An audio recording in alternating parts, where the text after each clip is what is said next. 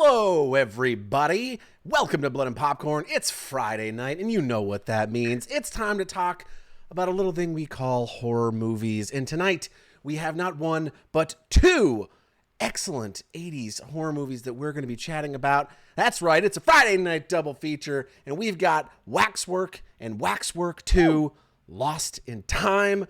With me, as always, the Demogorgon, Denise Pantoja, and the odd movie master himself, the one, the only, Mr. Glenn Akers. Hello, Denise and Glenn. How are we doing this evening? Oh, I forgot to. I'm TJ. I'm TJ Rotell. If you don't see it there on the screen, but hello, everyone. I'm just some bloke showed up to do a show. So, Hello. I messed up. I'm sorry. So Waxwork 2 was indeed 92. I mean, I think in my heart it's an 80s movie, but sorry. I'm sorry. Oh man, you Denise making us look like we're posers on Like the internet. noobs. They're gonna call us out for those tweets, so you better delete those tweets.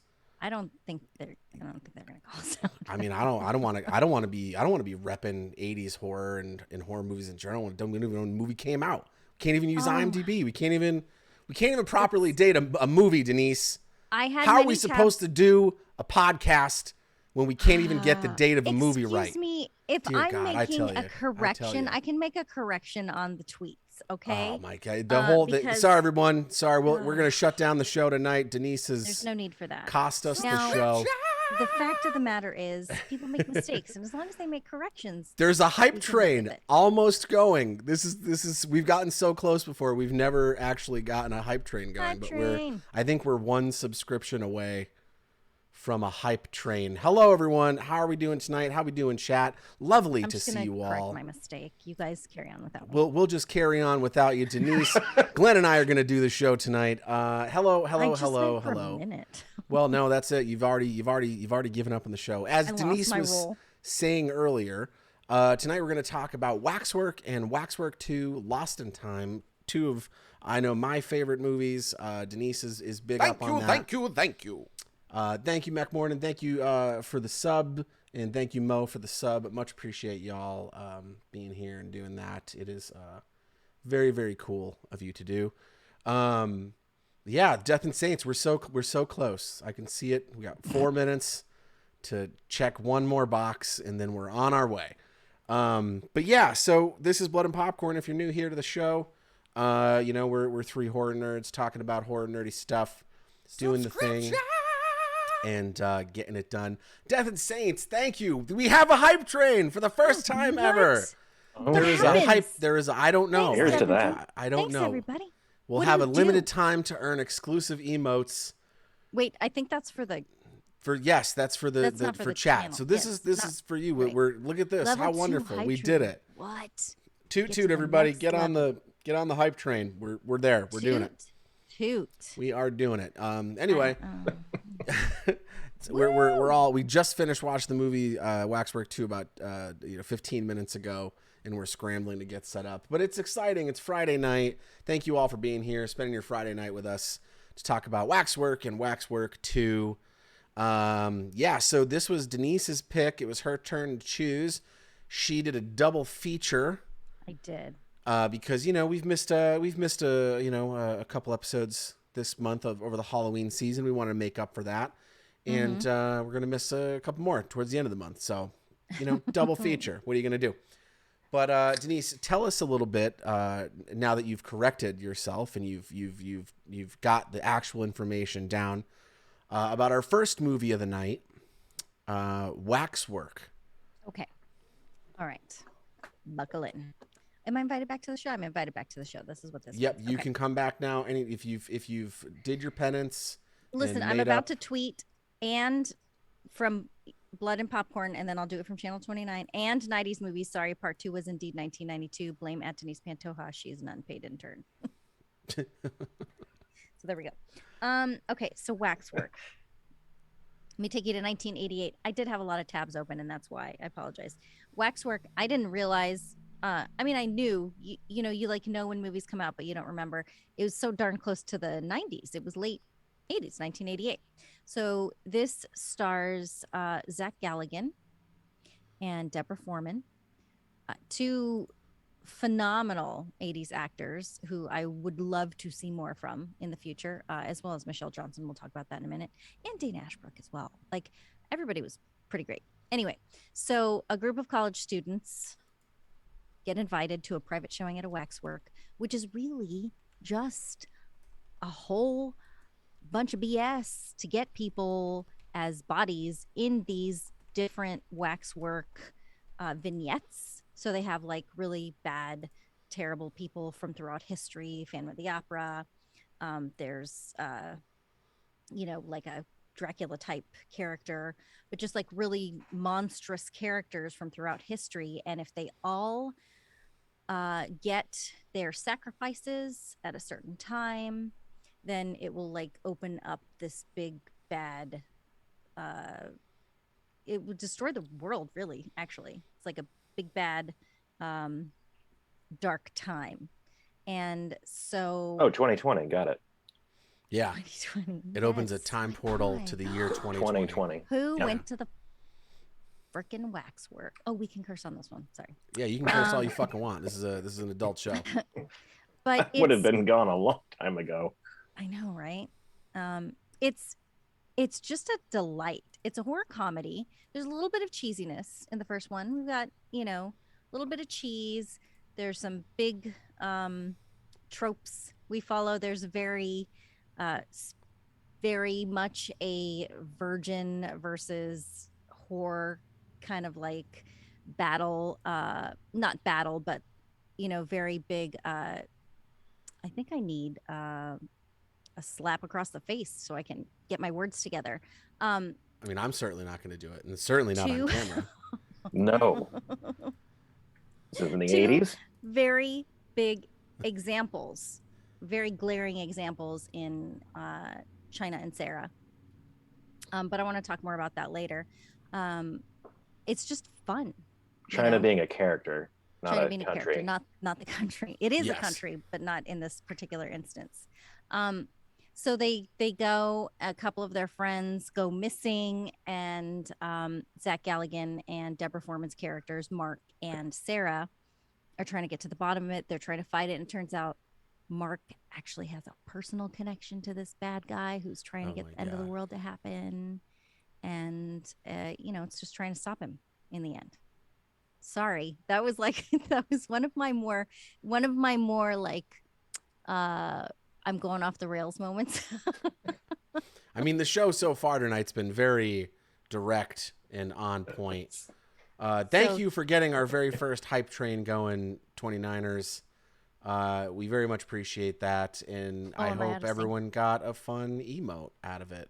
If that was a thing that happened, I don't know. I don't know what happens in the hype train. I don't either. Choo choo. Yeah. Did that make sense? Did y'all want to jump in and make a little more sense? Well, Denise, I feel like you just did the whole episode. I think we can move on to Waxwork too. We got the whole story down now. We got it all done, and we can carry on with our day. Short episode tonight, everybody. Appreciate your time. We just want to get you back to your Friday night as quickly as possible. No, I'm just messing around. Denise, are you noticing? Is anyone else noticing? Is it just on my OBS that Denise's audio and video are out of sync? Is it just me? Anyone else seeing that out there in chat land? Yeah, let me know if you see that out there. Maybe it's just me. Anyway, yeah. So as Denise so eloquently put it, so yes, eloquently is the right word. Yes, Waxwork is a fantastic, low budget for the time. I mean, I guess still even for the time, horror movie that $3 million that has some really fun special effects. It's got some really cheesy acting, some like fun, weird, cheesy characters. Mm-hmm. It's a college movie, which I like. It's the characters are in the college. They're in the college age. Which, they're in the university. They're in the university. And, this movie feels a lot bigger than the, what was it, $3 million it had to be made? $3 million. Mm-hmm. This is like money well spent. You got some really good character or creature effects in this. The acting, for as cheesy as it is still a lot of fun. And Still a really good time. And yeah, I mean, I just love the idea of a world where, you know, you get thrown into these wax figures, because it's like, you know, like what a fun monster mash of a situation where you've got all of these people, all of these tiny little stories. It's almost like an anthology movie within this little movie. You get all these little horror stories of, like, you know, like Denise said, the Wolf Man and then Dracula type characters. But then there's all these other crazy characters sprinkled throughout the wax museum as well, that we don't ever really get to know about, more than the fact that, you know, they gank a bunch of people over the course of the 90 minutes or so. Right. And then, you know, and then they come back and they do the killing. They get the killing done, you know, which is great. But yeah, speaking of the story, which, you know, the world's greatest segue. Yeah, this is a fun little story. You know, I like movies like this where we get thrown kind of right into it. There's a little bit of character development. We know that Mark is a, you know, kind of an affluent white kid, and all of his friends are also affluent white kids, except what we learned in the second movie, Sarah is not. I mean, I saw a note somewhere where it says Sarah's supposed to be rich in the first movie and she's poor in the second one, but I don't ever get them saying she's exactly rich. I mean, she dresses nicely, but that doesn't, like, I don't get one definitive moment, and maybe it was meant as that, but like it doesn't come across to me where it was like, yes, she was rich, and now yes, she is super poor, you know. Yeah. I mean, obviously in the second one she is, but I'd like to say one thing that I noticed watching this, and I have, as I've watched these movies over and over, grown up. I watch this movie several times a year. Love this movie. And I don't think it's taken a really long time to hit me on a lot of these 80s movies. This one was in the 80s. Are you sure? Have you double checked your work? 1988. That Thank God we're not a horror podcast. Oh my God, I'm sorry. Can people not make mistakes? This is what happened. This is Hollywood, babe. You got me. People don't make flustered. mistakes in Hollywood. People are mistakes in Hollywood. Ooh. But the funny thing about this is, and I know we've talked about how times have changed and about how a lot of things were much more acceptable way back when, but so many of the protagonists in these 80s movies that I love so dearly are just douchebags. Marcus is a jerk. Yeah. Like, Mark is not a great guy. Yeah. I mean, he's not as bad as, say, Charlie Brewster, which we'll get to some other day. We won't get to it today, but he's just a stupid college kid who wants to date China and doesn't want to put forth the effort. And he's just like, I'm young and I'm rich. Like, why isn't this working out for me? Fucking he turns deal out with to it. be an all right guy, but I mean, it's just so funny to look at that as an adult and be like, well, shit. Could you imagine Luke Skywalker being that big of a piece of shit at the top of Star Wars? No. Where he's just like, hey, Aunt Prue, like, fuck off, I'm gonna go smoke cigarettes on Tatooine. Like, you know what I mean? Like, there's, right. You know, it's like the hero's journey is such a iconic storytelling mechanism, and you see it in this movie, and it's just like, he's really on one very large side of the argument at the top of this film. And, you know, he eventually gets there. Yeah. Enough. But I mean, also, like, not even like, I mean, kind of, I don't know, you know, he's just like, he's bitching about China 1 second, and he's upset that she went out with somebody else, and then tries to kiss her best friend and is like, why not? And she's like, I don't know, Mark. Like, oh, You leave sweet Sarah alone. She didn't do anything wrong. Listen, I love Sarah. I love Deborah Foreman. She is so great. Like, she is in so many of my favorite 80s movies, and she's phenomenal. But the character is just like, I don't know. Like, what do you mean you don't know? He was just talking about your best friend.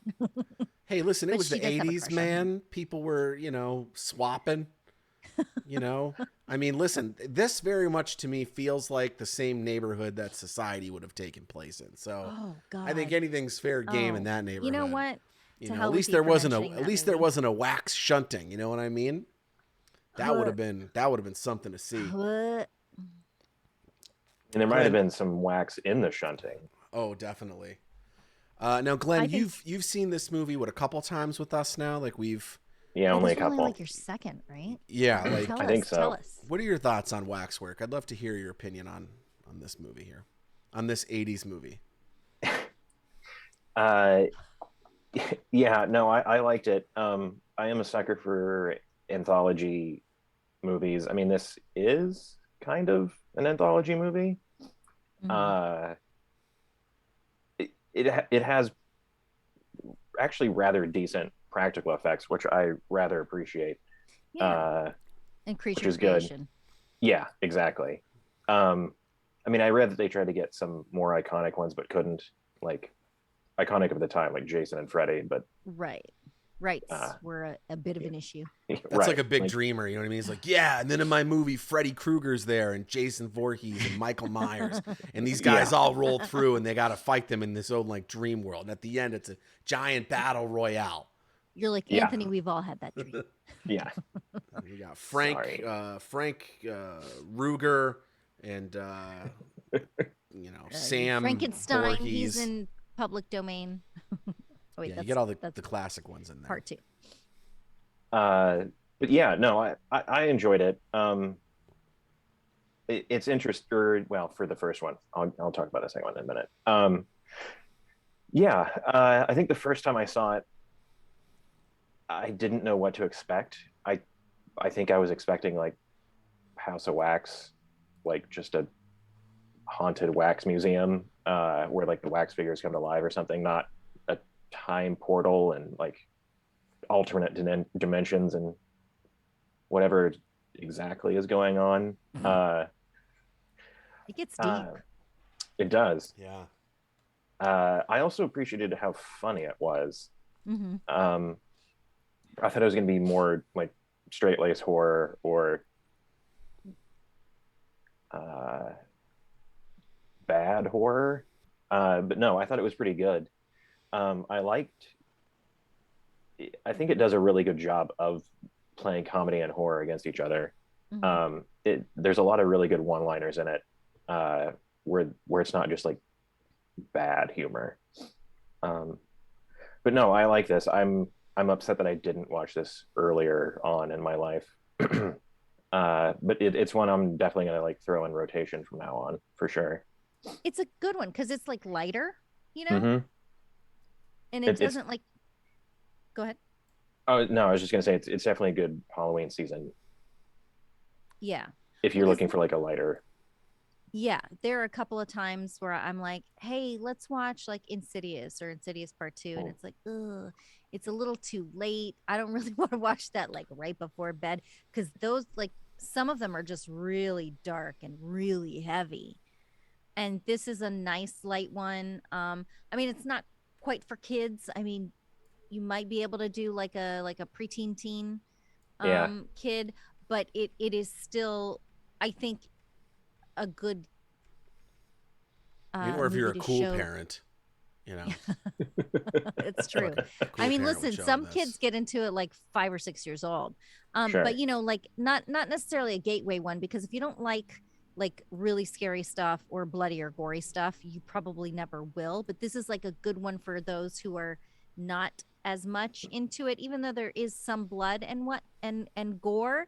It's it's kind of in like sort of a fun, sort of jaunty way. Yeah, Does that make sense? Fun, jaunty killing. It is well as made obvious by the soundtrack as well. Like it's all very, you know, That's true. there's a lot of really fun, upbeat '80s and older tracks, Hmm. and sounds that play here. And then let's talk about like what it starts with, right? Because obviously it starts with that music because they're ransacking the home of the man who gets all of the artifacts stolen from him. Each of these vignettes has an artifact from whatever monster the guy's trying to bring back, Mr. Lincoln. And those are all stolen from a collector who's trying to keep this from happening at the very beginning of the movie, and it's probably in the 40s or 50s. So it's like bum bum bum bum bum bum. It's like this really great. What style of music is that? It's not. It's not. I'm not Big going to try to. band. It's not. I'm not going to try swing. to determine a style of music. I It's have a no little. idea about. It might be like 30s or 40s in somewhere in there. You know, a lot of. I mean, be careful what you horns, say, Denise. You and obviously. dates tonight not doing too great. So I don't know. I said might be. Anyway, aware. yes, I'm sorry. Son of a. Anyway, In my head, it um, sounds like a swing band, but I don't actually know what but the it hell doesn't. that means. It doesn't quite. It doesn't quite feel like maybe pre-swing. Does that make sense? I have no idea. I'm super not going to get into the details. I'm of not. music here Anyway, tonight that I fine. don't know anything about. Fine. I'm not going to speculate on music. Fine. And then It might have been like pre-Tchaikovsky, big swing jazz from the 20s. I'm gonna I don't leave know, the man. show. It's a great score, is all I need to say. Listen, it is great, and I'm sorry. I'm curious, and I thought maybe we could have a discussion about it, but I Well, guess don't know. not. It's your movie, Denise. You picked it. You better do And your then research. at the end, what? How dare you? I'm gonna stop talking. I'm gonna stop talking now. No more for me.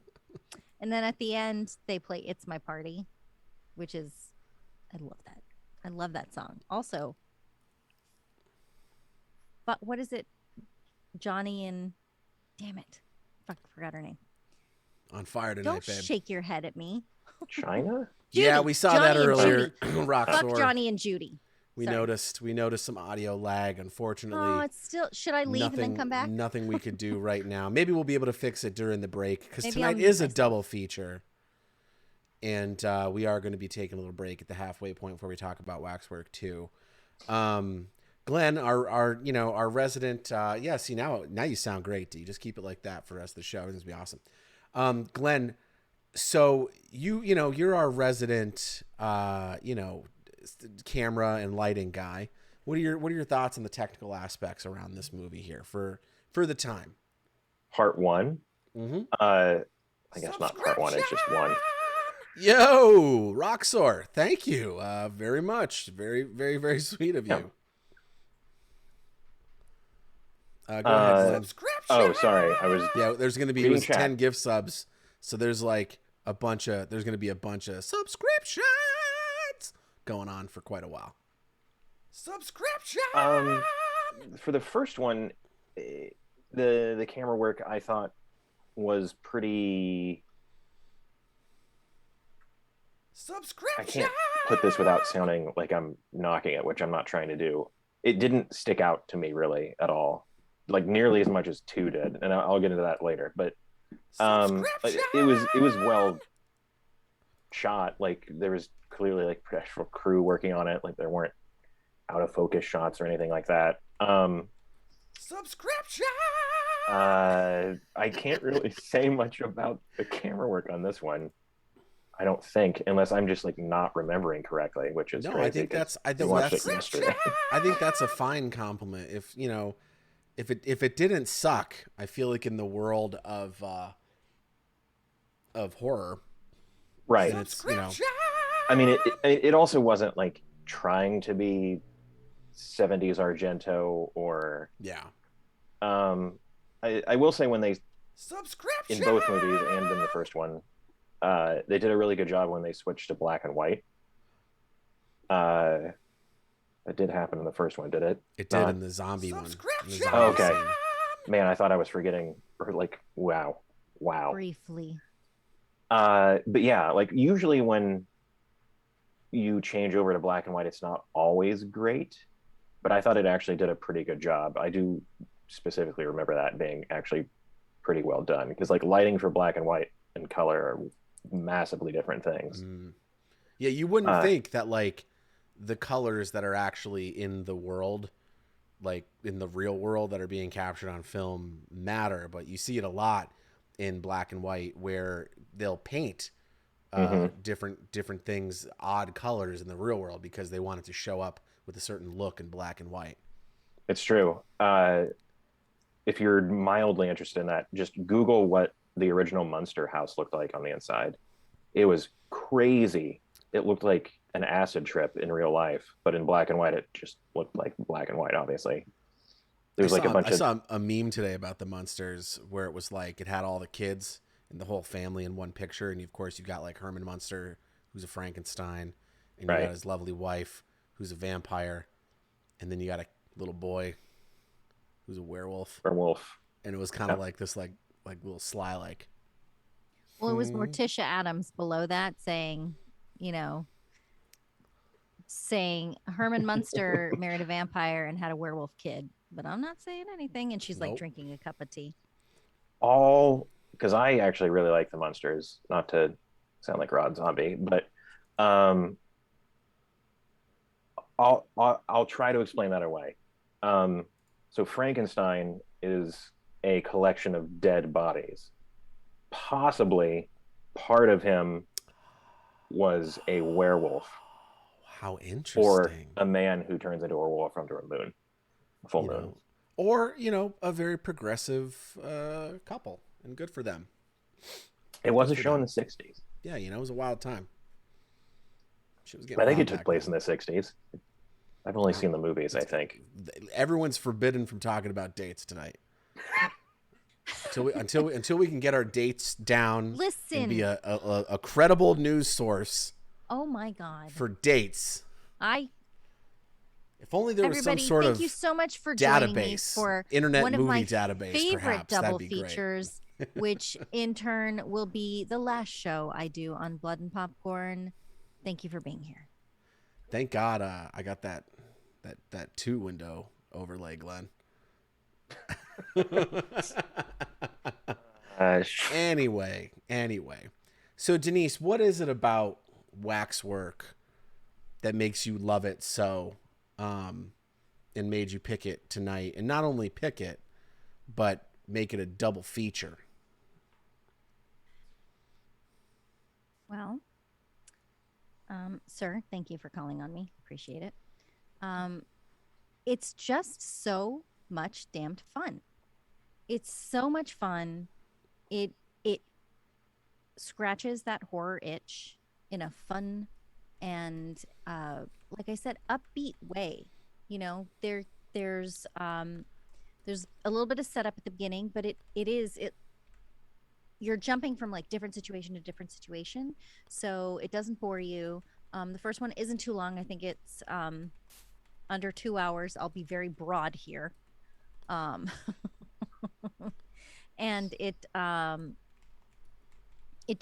keeps you, it keeps my interest even time after watching it, knowing what's going to happen, being able to literally, recite half of the lines. It's just a lot of fun. And I think the acting is really good. I think that there's some cheesy moments, but overall, you have excellent actors. Zach Galligan is great. He's a little over the top. I think his character's supposed to be. Michelle Johnson as China is probably one of my favorite female characters. She's got just the right amount of sass. She's very clear about what she wants. And that's why I was going to say I wanted to talk about that a little more later, because they paint her as the slut, but fuck that. She knows what she wants, and that's what she asks for. Like, that is 100%. Like, it was very much, late 80s, but still before its time, in this woman being presented as a very matter of fact. She's not a bitch. She's just like, you had your chance, Mark. No, she's a very empowered female character. Like, and honestly, like, you see in the last several years, like, we've seen more of those types of characters, not only in cinema and TV, but also in real life. Like, female empowerment has really taken the forefront, which is fantastic. And, poor China doesn't get enough, again, not the country, the character, does not get enough credit for that, because I really do think she was one of the first in the genre to really have that, like, well, I mean, Denise, you tweeted out the quote today. Like, please give it to us. One of my favorite quotes of all time. She delivers it perfectly and unapologetically. I do what I want when I want. Dig it or fuck off. Yeah, it's a fantastic I'm line. going to put that on a t-shirt. I want it on a t-shirt. And I think that she just does such an excellent job delivering it.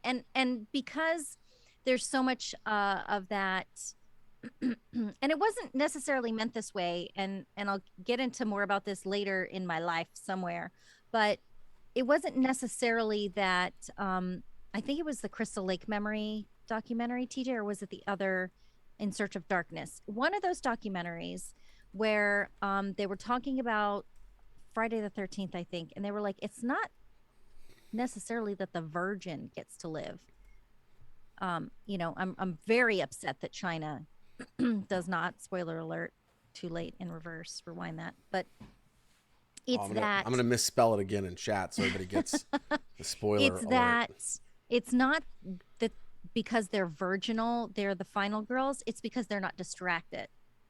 You know what I mean? They're not in the midst of trying to have sex or please their boyfriend or, go run off and find an area for a tryst. It's because they are focused on other things so they can notice the shit that's going on. Somebody's missing, or I'm hearing this noise, or somebody's in the room. So that's why I think it's definitely unfair that we lose her, because I would have loved to have seen more of her. What a fabulous character. Not to put down Sarah. Sarah's a great character. She's sweet. They do play up this very intense innocence on her. And I think it's very interesting, and maybe because they wanted to have the opposites, but I would love to know how China and Sarah meet, because they're complete opposites. I think a big part of it is the way that the story's laid out, because I think China submitting to the Marquis de Sade is far less interesting as than Sarah, who's very meek and mild at the end of the movie, wanting to, as the script dictates, find her first orgasm at the end of a whip. Like, you know what I mean? Like there's a, because of the way that China was kind of built character-wise in the 80s, I think that it would have been less impactful to see her make that shift into that like submissive, dominated, sexual being that Sarah becomes at the end of the movie. Right. And it really highlights what those like little vignettes, those little waxworks do to people, how much psychological control they actually have. And I think that's really interesting, because China falls prey to it right away. Sarah falls prey to it right away. Mark and what's Mark's girlfriend's name? Gemma. They both go out real fast. Oh no, Mark, all the other Zach Galligan. The other I'm sorry, guy. Not Mark. What's his Tony? No, Tony's the werewolf. Sorry. Tony's the werewolf. That Mitch, Jonathan, Hans, whoever the horror guy is in the movie who gets fucking zombified at the end. That guy and his girlfriend. I'll find his name. But for you. Tony and Mark are not. Yeah, convinced right away, because Tony, which is also very interesting, because Tony gets in there and he knows he's Tony. He thinks he's been slipped some acid. Second best line. All right, who slipped acid into my drink again? China. Like, great. Could you imagine? Oh my God. Could you imagine, Jinx. like, if you've ever been on psychedelics, like if you've ever been on one of those trips, I can't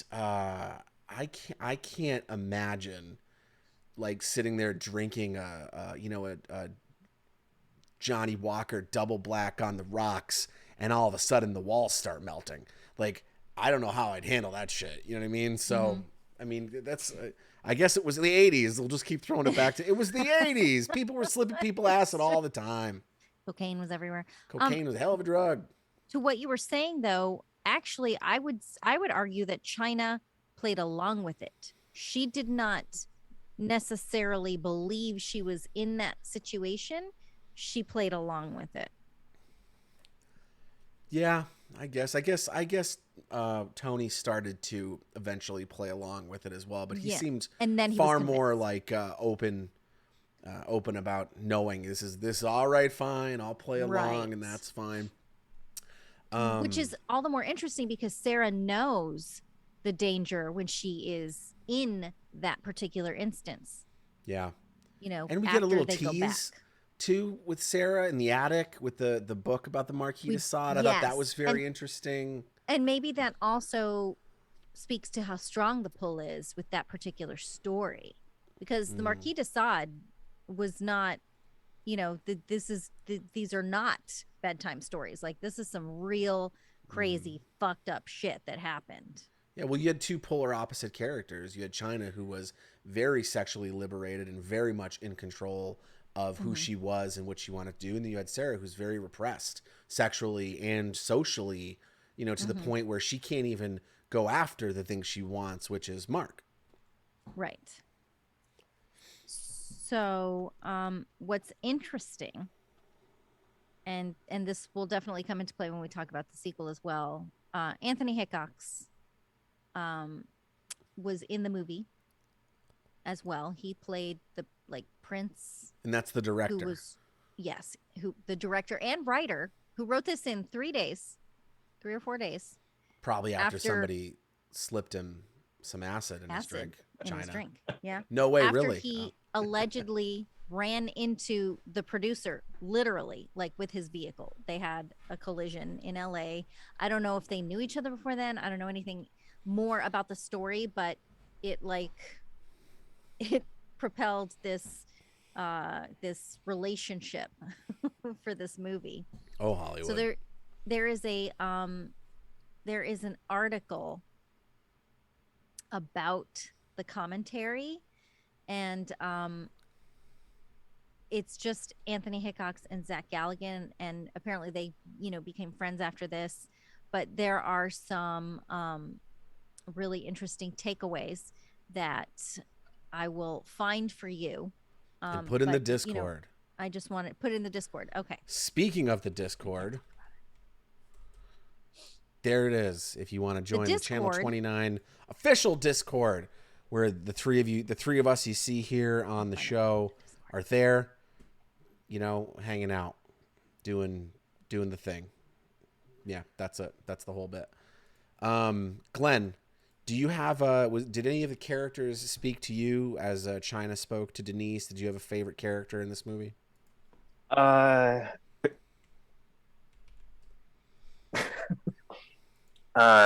creatures.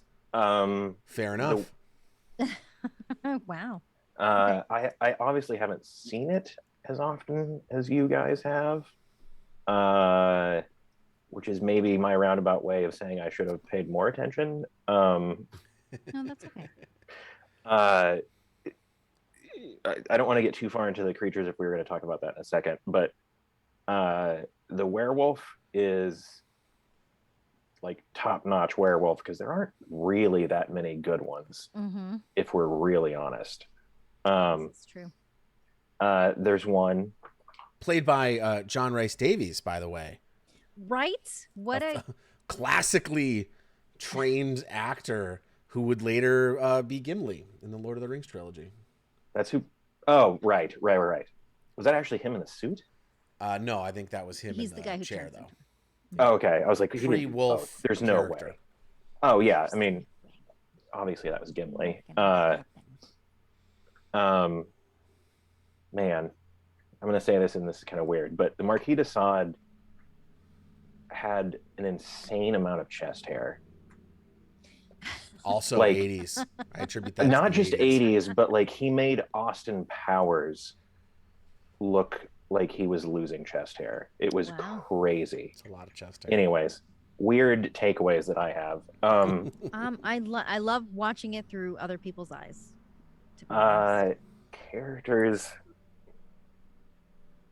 I should have paid better attention. It's okay if you listen. If we had none rich white stuck kid, out rich for white you. kid, rich white girl, assumed rich white girl, assumed rich horror white kid, and his crystal loving assumed rich white girl.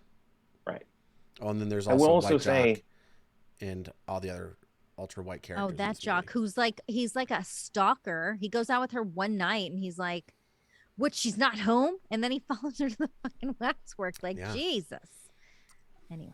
I will say, this isn't characters, but I mean, sort of is. that it is like it's amazing if that story is true that he really wrote this in like 3 or 4 days, or even if he wrote it in a week, that's still insane. Just period that he wrote 90 pages or however long the script actually was. That's like cigarettes and cocaine and vodka Yeah. for 72 hours, just going hard at it. And then it to be comprehensible and then it to be good. Like it's just like different tiers of like, I don't know how you did that. Yeah. I mean, I know there have been other scripts that have been written as quickly. They usually aren't like good. But like also to be able to like have such not just one dimensional cookie cutter characters, like you said, like in empowered women, especially in the 80s, like that's crazy that he wrote it like that. And like I talked about earlier, like a bunch of one-liners that land pretty well even now, which is crazy. Like it's just kind of mind-boggling that he was able to write like that. Other than that, I don't have a better answer. Well, let me ask you this: did you have a favorite creature? The werewolf. Yeah, that's why I'm wearing my werewolf shirt. Oh, Nicely done. very nice. Oh, very nice. I really about you, like some of TJ? the characters that we don't really get to see, like the Snake Boy. I thought he was really cool. True. The God, what was the scene? Was it the Invisible Man with the gasoline pump in the girl's mouth? Yeah, that was I fucking forgot about really dark. You've got like an Audrey what the 2 fuck was style that? character Right. that drops the feed me line. Ooh, there was like a doctor or something that was like an alien that had like multiple red eyes, like kind of Oh like yeah. Looked like a I guess it was an alien.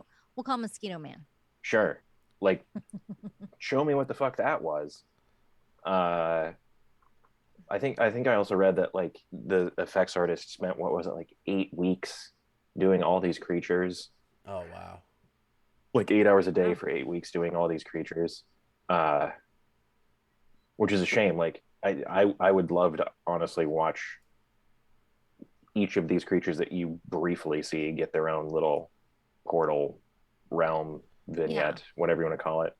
Well, I mean, listen, there can always be a prequel because there are about 13 people or 12 people who have already died before this group gets into the waxwork.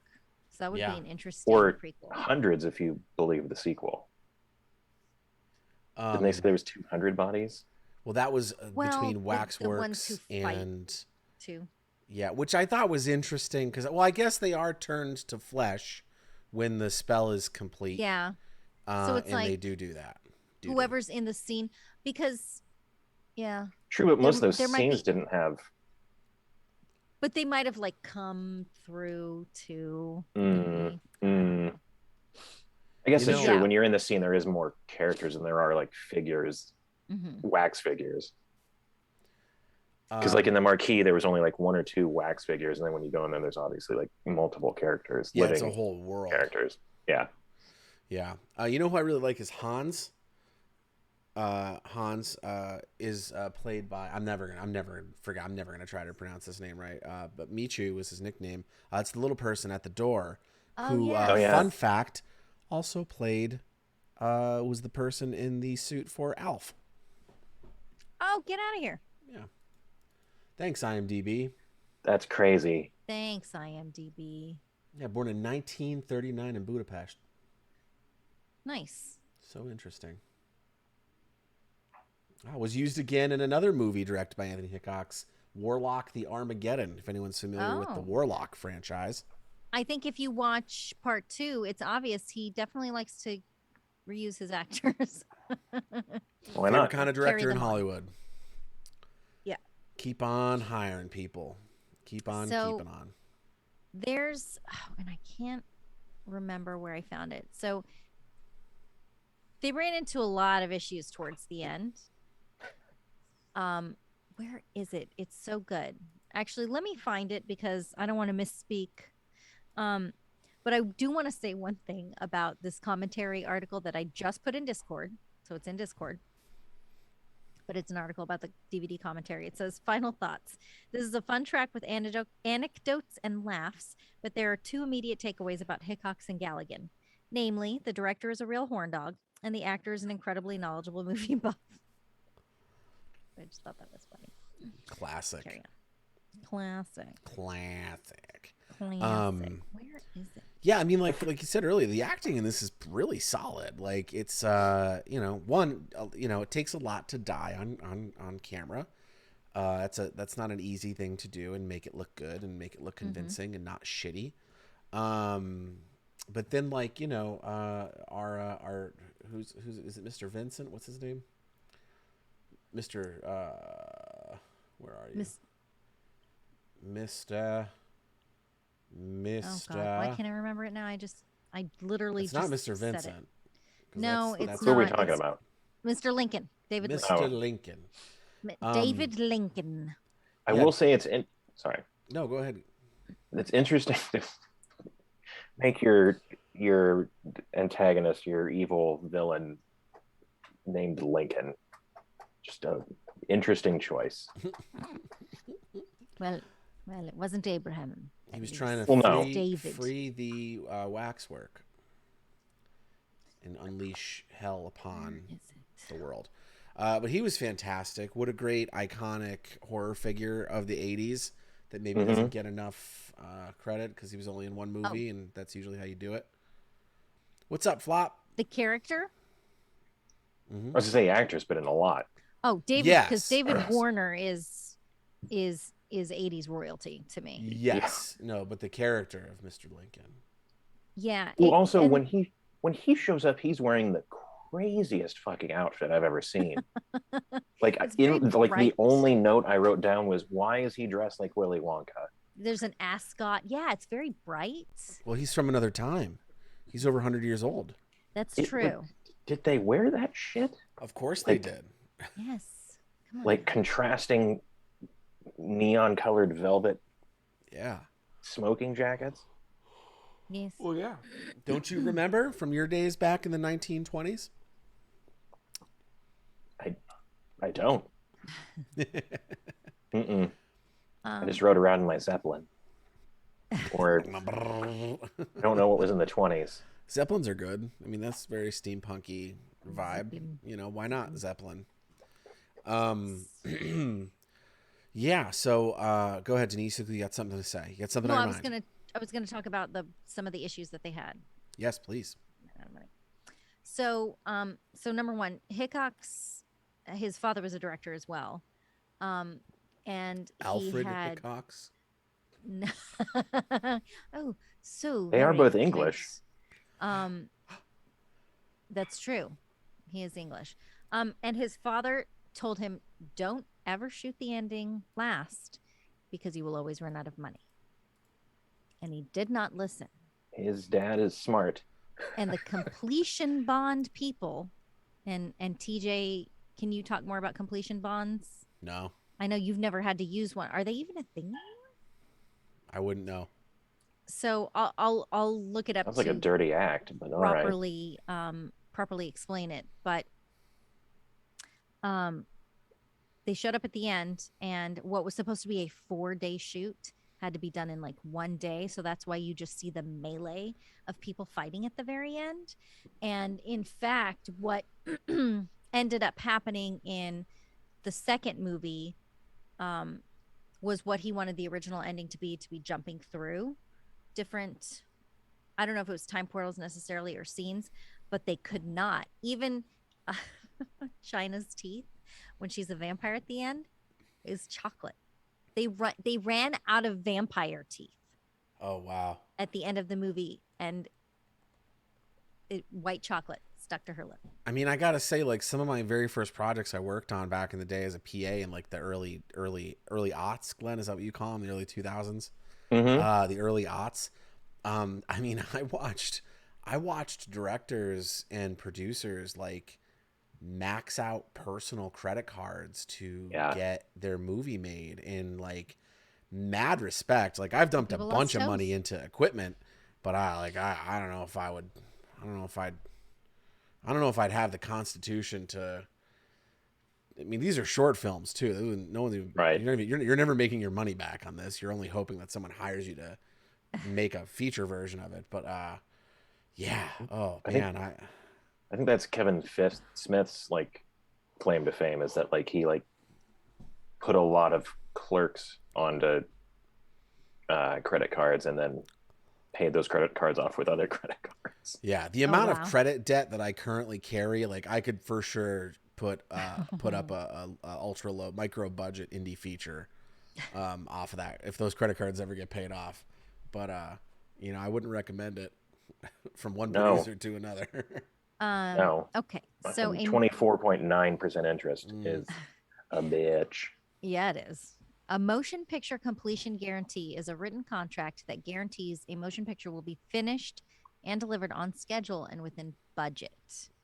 The majority of films produced and fully financed by the major Terrible Hollywood contract. studios, which is maybe why we haven't had to deal with them, by the major Hollywood studios Because we haven't made a major Hollywood motion picture. In effect, self-guaranteed. However, most independently financed films, including many that are released and distributed by the major studios, require a completion guarantee. So I guess, they came in and they were like, this is it. Get what you're going to get because that's all you have.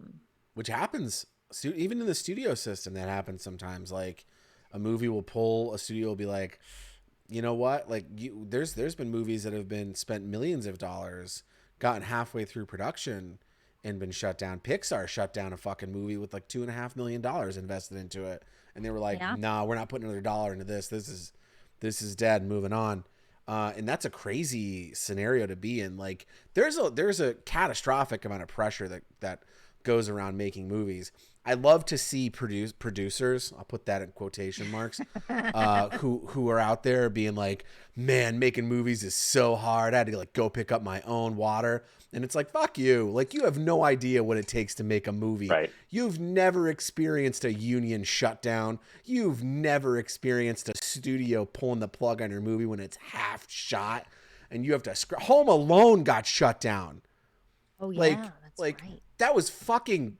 The people making that movie are Hollywood royalty, and the studios shut that down. Studios control the lifeblood, man. And let me tell you, like, and again, I hate doing that. When I was first coming up, like first thing I produced, I had a former art director who was like, if you haven't spent at least $250,000, you're not a producer. And fuck her too. If you put anything out there, be it a YouTube video, a TikTok, or whatever, and you want to call yourself a producer, then do it. But please don't go out there and try to offer advice to up-and-coming people who are impressionable and trying to learn the craft.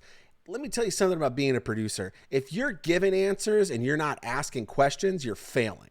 Because producing is a constant struggle and it's a constant learning experience. And take it from someone who's asked every producer he's ever worked with. Let me tell you about it. No one knows how to do it. Not a single one ever had an answer for me on the right way to produce a movie. So go out there and make stuff, but just be wary with trying to teach the next generation based on, your level of experience. Understand that even someone with 15 years of experience under their belt and major studio experience and film and television experience is consistently learning and always growing. And if you're not, you're definitely doing it wrong. That's the key. You have to understand that it is always a learning process. And if you like you said, if you think you've learned it all, if you think you know it all, you don't. And maybe you should take a step back. The word is indeed applied quite too liberally. It's true. But on the flip side, do hand out very sage advice, like they don't shoot your ending last. Yes. Like that's good advice. Sure. I had never heard that. And you can't learn that in film school, and you can't learn that in a book. Like that comes from having it happen to you. Mm-hmm. I had to run probably more than once. The second short film I ever worked on. This was back in Film LA days when they would take your film. If you couldn't produce a permit, they would take the film from you. The cops would show up and they would take the film rolls. I got handed the red and blues hit We were outside of a church somewhere in Burbank or Pasadena, and I got handed a box of film and was told to run into the woods as a PA. And I did it. You damn right I did it. I was 19 years old. I was fit. I was 125 pounds lighter. And I ran with everything, a huge box of 16 millimeter film rolls, just running through the woods with it. And then I didn't even have a cell phone back then. They had to come find me in the woods after the cops left. They gave them the tapes. They had like playback tapes, and they gave that to them and said that was the movie. Hollywood was a wild place back in the day, man. I tell you. But yeah, you don't learn that shit unless you've had Teamsters roll up on your show and blow their van horns during your takes because you went non-union. It's the shit you can't teach that shit. You know, it just got to happen to you. Grow from it. Speaking of unions, best of luck to all our union fam out there fighting the good fight. With our IATSE brothers and sisters. I didn't tweet about it, so I don't know if it counts, but yeah, everybody out there trying to make Hollywood a better and safer place. Good luck. Everyone's about to go on strike. We haven't seen this in a long time, over 100 years. I don't think a strike of this caliber. So it's about to get wild in town. But yeah, good I luck. don't want to digress, but it's a scary thought. It is. I think the last time it happened, there was literal fights in front of the Warner Brothers lot. Yeah, like when Warner Brothers was surrounded by orange trees, but back in the day when you could park park by the Chinatown. Warner Brothers lot. yeah. We digress. Yeah, we do digress. But yeah, Waxwork won as it's so known here on the show. It's a great time. Waxwork the 80s. The 80s, Waxwork the 80s. Was such a good time. And before we switch over to Waxwork 2, Lost in Time, speaking of time, any final thoughts from either of you on this classic? Watch it. Yes. Solid advice, Glenn. Denise? Yeah. I love it. I highly recommend it. I highly recommend having it to own, even though you can find it digitally. But again, we definitely like to encourage the supporting of physical media, because you never know when that digital stuff is going to go, and even if you've bought it, you can't take it once they're gone. So keep it. That's true. Keep it with you. Even if you buy digitally, you don't technically own it. Right. This is definitely one I have in my stable as well as two. So yeah, do it. Love it. Yeah. # support physical media, as we like to say here on the show. And I would just leave us with, before we take a short break to talk about Waxwork 2, it's a great example of what you can do with not a lot of money. This movie doesn't feel like a $3 million movie. This movie doesn't look like a $3 million movie. It feels bigger than it is. And if Anthony Hickox can smash his car into a producer and then write a script in 3 days and put out something this much fun, that's this smart and has this great of characters and this great of one-liners and score and look and everything else about it, then you can too. All you got to do is smash your car into a producer in Hollywood and your dreams can come true as well. Sage advice. Take it from Anthony Hickox. It worked out well for him, and it could work out well for you too. We here at Channel 29 do not condone the smashing of cars into producers in Hollywood. Do not encourage that action. But if it happens, it happens. I guess it's Hollywood. What are you going to do? At least have a script in your car. Always. That's what they don't tell you in Hollywood. People are always like, make sure you keep like headshots in your car. And it's like, no, man, have like 4 or 5 fully written scripts in print in the back seat of your car, ready to hand out to that big time producer who you just smashed into on the 101. Make sure staple your insurance card to it, so they make sure you've registered them with the WGA first, though. Talking about advice. Oh yeah, make sure you register yo shit. Yeah, there's like the old hack way to do it, like which is like put it in an envelope, seal it, and mail it to yourself, and don't open it because it's postmarked and there's a date and it's official. That's like I don't know if it holds up in court these days, but like they used to do that back in the day if you couldn't afford like the $26 it is to register with WGA. But yeah, the Writers Guild of America, you do not have to be a union member to submit your art, your work there. There's all different areas you can do that in. Some you could submit outlines, you could submit treatments, you could submit all kinds of stuff. And what that does is it just puts a timestamp on your idea. So, because here's the thing, right? Every time you have an idea, there's like 4 people out there having the same exact idea as you are. It's a race. It's a race against time to be the first one to get your idea out there. And WGA helps that a little bit along by saying like, well, no, actually, I did have this idea and I did have it before you. And you've at least got a little bit of a leg to stand on. So check that out if you can. But for now, we're going to take a quick 5-minute break. We'll be back with some more Blood and Popcorn. And we'll be talking about Waxwork 2, Lost in Time, as we continue our Blood and Popcorn double feature here on Channel 29. Stay right there. Don't go anywhere, or the Waxworks will come and go ahead and go on a bathroom break. They'll come and get. Well, yeah, I mean, yeah, come right back. But like you know what I mean. All right, well, we'll see you in a minute. See you then.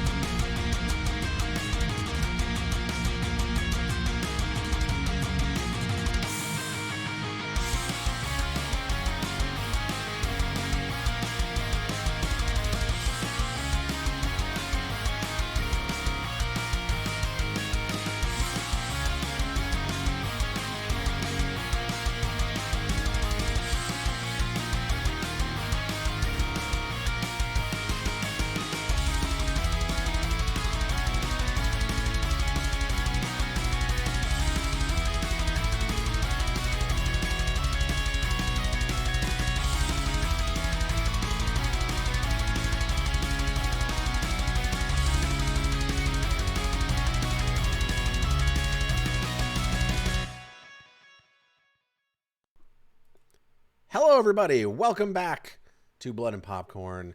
Thanks for sticking with us as we took a little break in between our Friday night double feature of Waxwork and Waxwork 2 Lost in Time.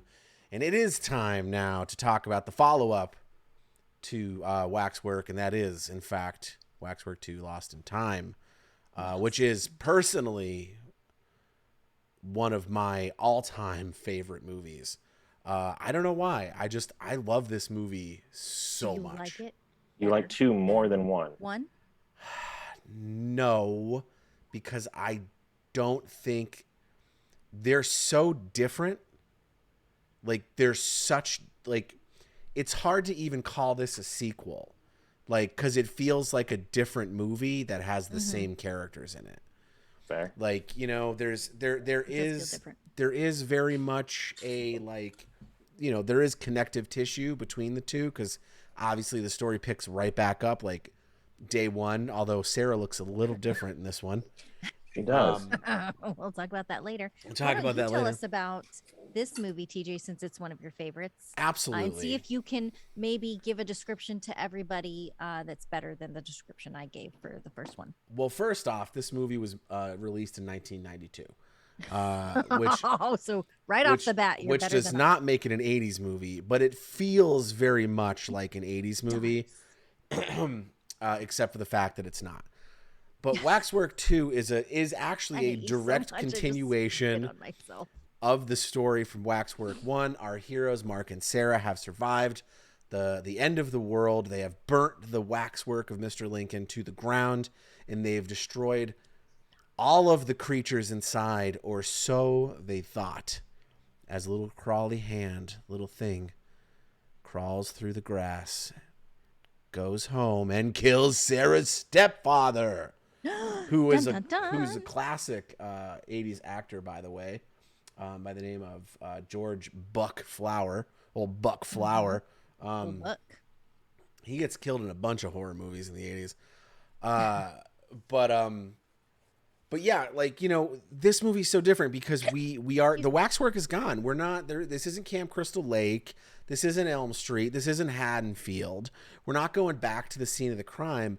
What we do is go into a fucking acid trip of a movie. There's so much going on in this movie that you wonder, you know, if Anthony Hickox wrote Waxwork 1 in 3 days, I don't know how long it took him to write this. There are so many references in this movie. 4 years. Oh my God. Yeah, it did take 4 years. We literally go down a rabbit hole. A literal rabbit hole. There's Alice in Wonderland references. There's Edgar Allan Poe references. And that's just literary references. Like, forget the 100 movie references that are in this movie, because it takes us on a journey through time. Not real time, mind you. They didn't go back and fight Hitler. But what they did do was go back through literary time almost, and cinematic time. And we find that there's basically a chess game going on between God and the devil for the fate of the universe. And it is played, as Sir Wilfrid so eloquently puts it, we've stumbled into Raven. God's Nintendo game. And that's very much what it feels like. Instead of stepping through these scenes in the waxwork, Mark and Sarah go through a door into an alternate reality, or alternate realities, I should say, that are very much inspired by some classic literature like Frankenstein, and some classic movies like Alien. And it's done really well. I love it. Like, for me, it's got so much going on that my little ADHD brain is just like look at all this stuff. That's Dawn of the Dead, and that's The Haunting. You know, and you're just like, you're going through this movie, and as a horror fan, it feels very much like a love letter to the horror community. And again, this movie's like 50% horror and like 25% crime drama and 25% high fantasy. Like, it's a weird fucking movie with comedy woven throughout. Oh my God, yeah, the comedy in this is slapsticky, It's like the marbling and fun. Bruce Campbell Bruce Campbell's character is A hilarious. young Bruce Campbell makes an awesome cameo. A even younger Drew Barrymore, if you're paying attention, has a 5-second cameo in this movie. She's friends with the director. A lot of the old actors from the first one make cameos, are back in the movie in some way or another. Hello, the professor who was talking about dictators is the judge in the second one, Which makes sense because he was very judgmental in that college classroom. Sarah is suspiciously looks very different, and that is because she is played by an entirely different actress. Monica Schnarre. Schnarre. I don't know. She's The a model. Schnarre Chronicles. She was a model. Allegedly, Hickox and Deborah Foreman dated, and it was allegedly a messy breakup, so she declined to return for the second one. Which is very sad. All the information we get out of it, because apparently, like, some people have said, hey, every time we talk about it or ask about it on IMDb, it gets deleted. So I don't know. It's still a thing.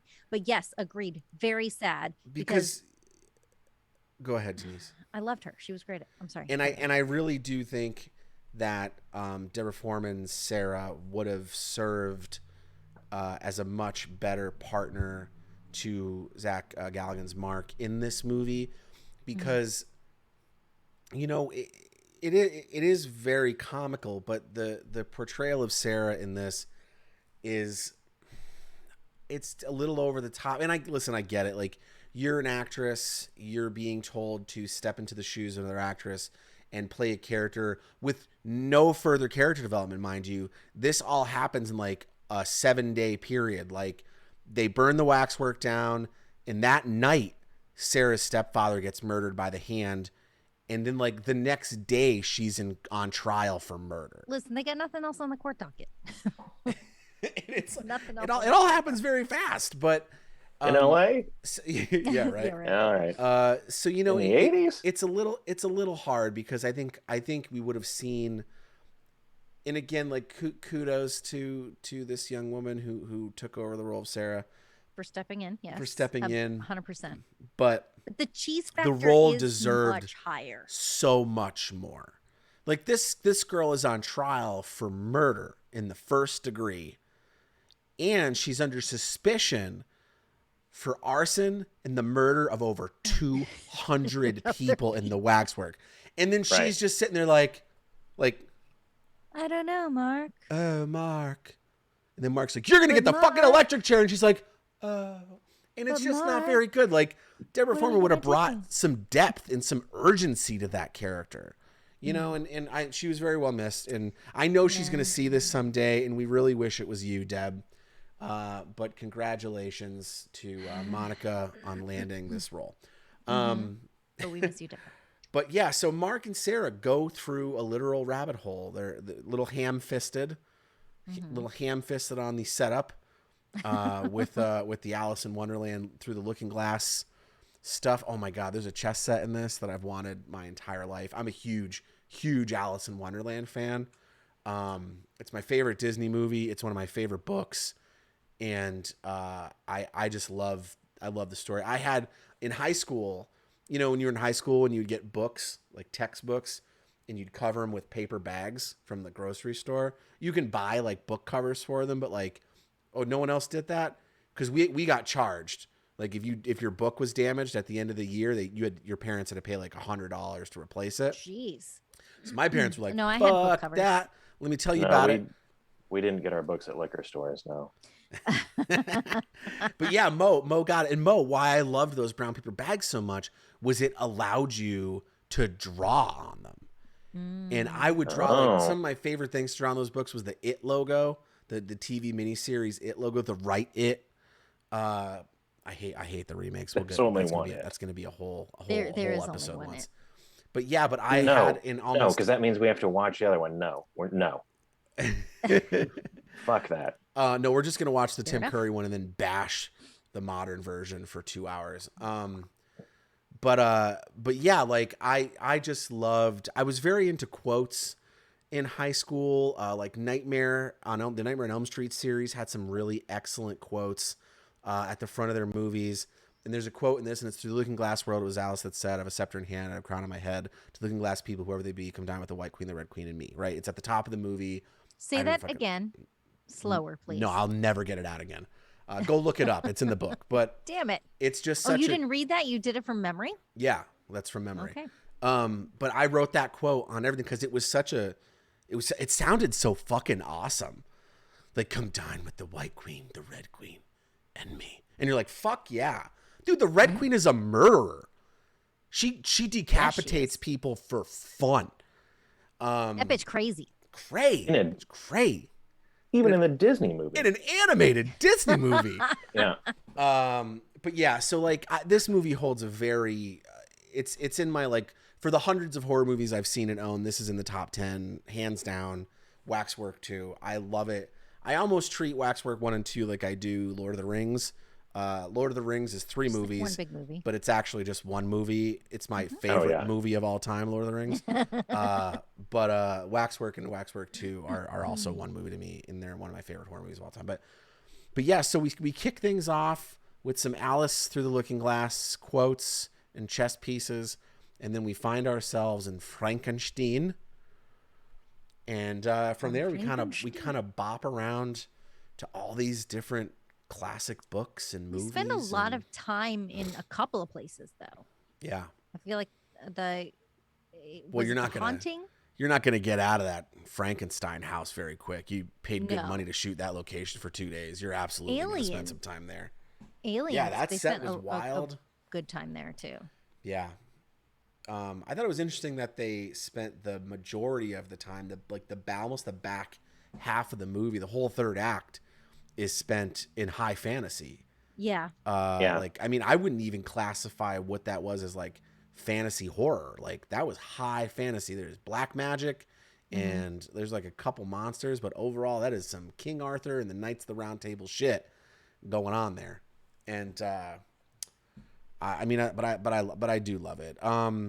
Denise, you actually chose this movie because of the double feature. So what made you lean into a double feature, and 2, why go Waxwork 2? Was it just because it was the sequel or what? Yeah, I kind of feel like you do. They go together. So I thought that it would be doing a disservice to everyone out there, ourselves included, to just talk about the one. We didn't realize how long the second one was. I think we just assumed it was like an hour and a half, 37 minutes. It wasn't that much longer, honestly. It was like an hour and 44 minutes. Yeah. But when you think about that, though, like, a lot of short films only hit 5 minutes. If you're running festival style short films, you're creeping up between 10 and 15. This was a whole short film longer, like, than your standard 90-minute feature film. Right. But it's again, another one that's fun in a slightly different way, because we do go down, it gets pretty deep, and it gets pretty like the stakes are much higher, because it's still, the world is still at stake, but you're fighting in another world, in another realm that will spill out into this world. So it does encompass, something bigger. It's 2 worlds, or 2, how do they describe it? Like it's not timelines, but it's an alternate reality. It's an alternate universe of, because obviously, like, you're going through time, but just like in the Waxwork, like Dracula and the Invisible Man and the Wolfman were treated as occult historic figures, because these artifacts recreated not scenes from movies, but opened a portal to the past where these events actually took place. And we get that a bit in this movie, and you kind of understand that, well, this is kind of where they come from. This is where they found their way, as it were.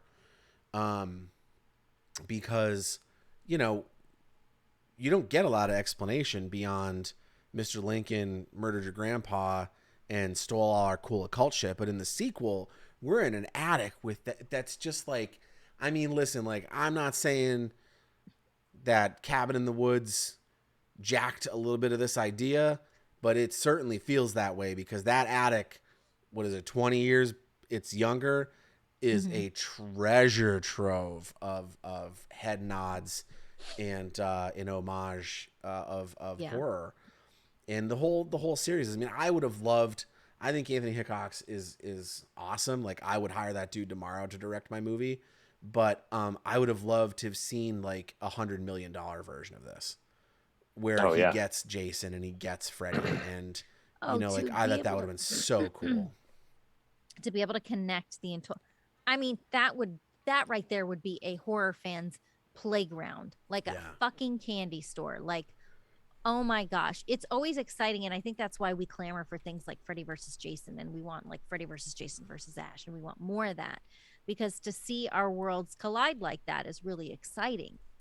And then when you get a taste of all of these very iconic creatures and monsters, it's like especially for some people who might need a lot more of that stimulation like we do, it's something that keeps your attention and keeps you interested the whole time it's on.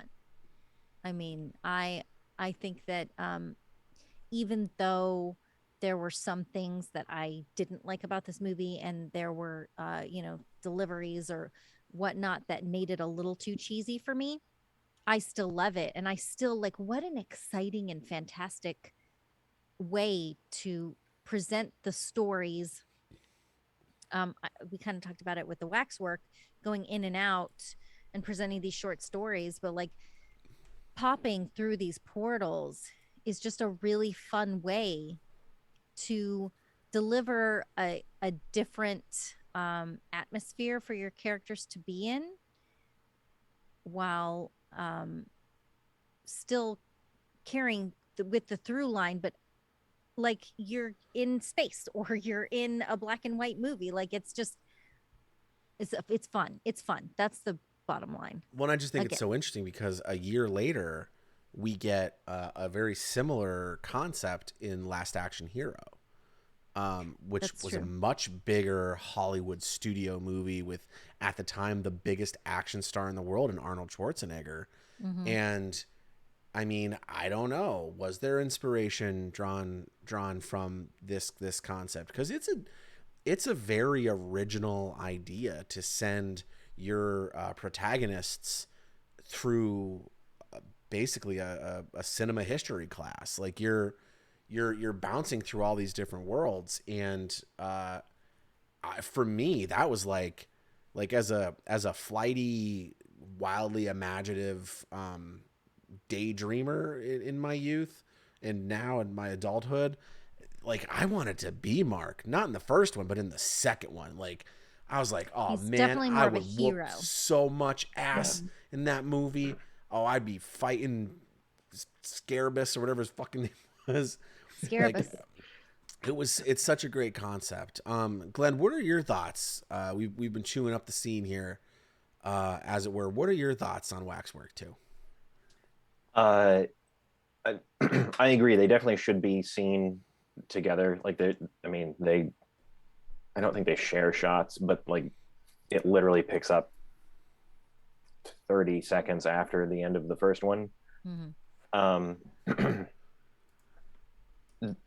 They are fairly different in their like technical ways, I would say, and tonally.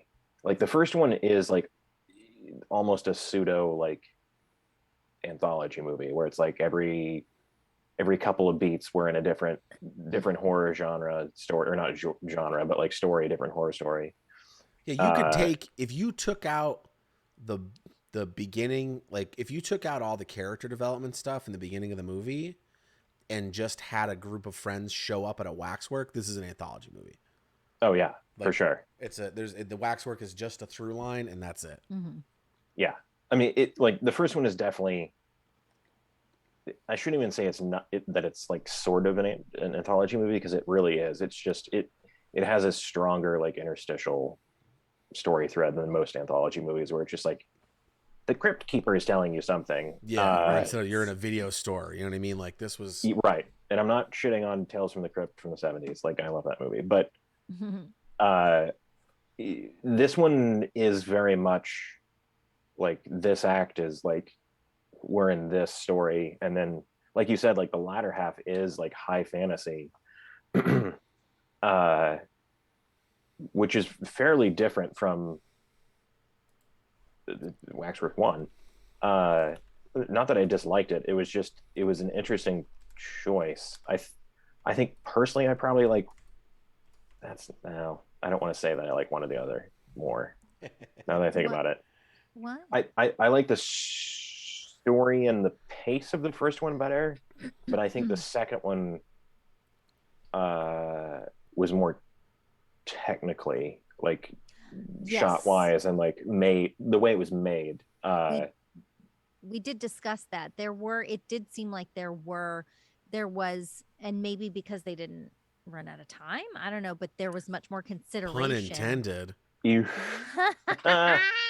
right.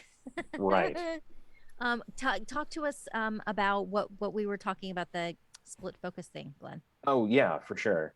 Like in the first one, like I didn't really answer your question of like how it struck me because it didn't really strike me in any way of like camera and lighting and all that. Like that's a good thing because unless it's intentional, if it doesn't really jump out at you, it's doing its job well. Yeah. This one, probably because we watched these back to back, is like wildly different. Like they clearly had a dolly on this movie because I think every other shot is a dolly move, and not in like an obnoxious Michael Bay way. Whatever, I'll knock Michael Bay. You can make that into a t-shirt if you want. Yeah, no, that would all my name would also be at the top of that t-shirt. Right. Everyone hates I Michael like- Bay.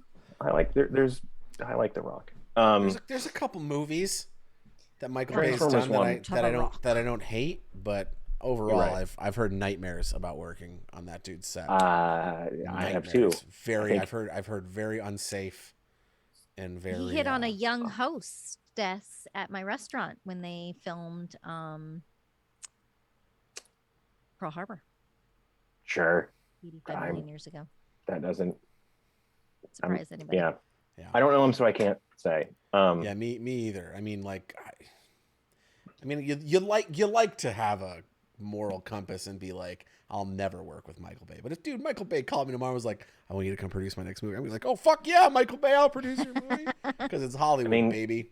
It's true, and he has a genre production company. So yeah, that did such timeless classics as the Texas Chainsaw remake and the Friday the 13th remake, which were both. Chainsaw was better for me than they can, in theory, make good ones. They have the ability, right? Anyways, enough shitting. As you're talking about the technical, I just want to note it was the same DP. Is it? Yes, I just looked that up. Jerry I Lively. should have looked that up. That's crazy. Yeah. That's what happens when you have a little bit more money to throw into your camera department. But they didn't have, like they had to have given the camera department a lot more of the budget, because like the first one's pretty flat in not a bad way again, like, but like the second one is like very dynamic. Like I'm mildly exaggerating, but there are so many dolly push-ins and push-outs or pull-outs, and shouldn't say that. Clip it. Yeah, clip it. He worked with him a lot. He was also the DP on Hellraiser 3, which is one of my favorite Hellraisers. I need to watch Warlock Hellraiser the 3, Armageddon. So I'm sorry, Glenn, carry on. Oh, he did. So, he DP'd Return of the Living Dead 3. Mm-hmm. That's interesting. Return of the Living Dead. We're gonna do that one. We're gonna do Children of the Corn 3. Return of He the Living likes Dead threes. trilogy. Yeah. He liked threes. Return of the Living Dead 3, for those of you who haven't seen it, is, in my opinion, one of the most romantic movies in cinema history. There, I said it. So, DJ, wait, hold on, real quick. Okay, Glenn, we're gonna get back to you in 2 seconds. no, that's fine. Valentine's movie. That's what it's gonna be. What? It's not My Bloody Valentine. It's going to be Return of the Living Dead 3. We're going to do that around Valentine's Day. I love It's it. romantic. Yep. Okay. That's what I'm going to pick in February. Technical stuff. It's cool. So to say this word one more time, the dolly shots. I actually like them. They're actually really fun because a lot of the time they're like, they use them in a very slapsticky way, where it's just like somebody said an incredible thing and they like basically do this and then they push into it and it's like right. And kudos to the focus puller on those shots, man. Yes, yeah. that's the other thing. I would bet when this movie was made in like probably 90 or 91 when it was shot that they weren't working with remote focus pulling. There was someone sitting on the side of the dolly with the director and a knob and a marker going. Lots of measuring tape. Oh my God. And fucking marks. I would say almost like punctuation. Like that's what. Oh, the moves. Yeah. Dolly, yeah. Yeah, for sure. They definitely were. If you ever get the chance to ride like a Fisher dolly down a hill in Hollywood, these things weigh like 1,000 pounds, maybe. Like they're heavy. It's all metal. The whole thing's metal. They're meant to not move so that the camera doesn't shake, because when you're mounted on something, if there's any movement, the camera's this is what's gonna happen, and this is what you're gonna see. Right. And I had to bring a dolly back to the grip truck on a show, and I was peeing, and the key grip was like, "Get on, man," and I was like, "Yeah," and it's like, "Yeah, get on, ride it down the hill," and I was like, "All right." I swear to God, I melted the soles of my shoes. Probably. Stop, because this thing is to replace this thing is a house. It's buying a house. You guys lost control of it? No, I rode it like a bike down a hill. How the fuck do you? You sit on the chair and you have where they push and steer. Yeah.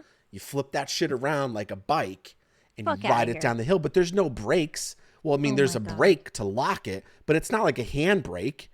I had to drop my foot down like I was like old school rollerbladers know this. Like you drag your back foot if you don't have a brake.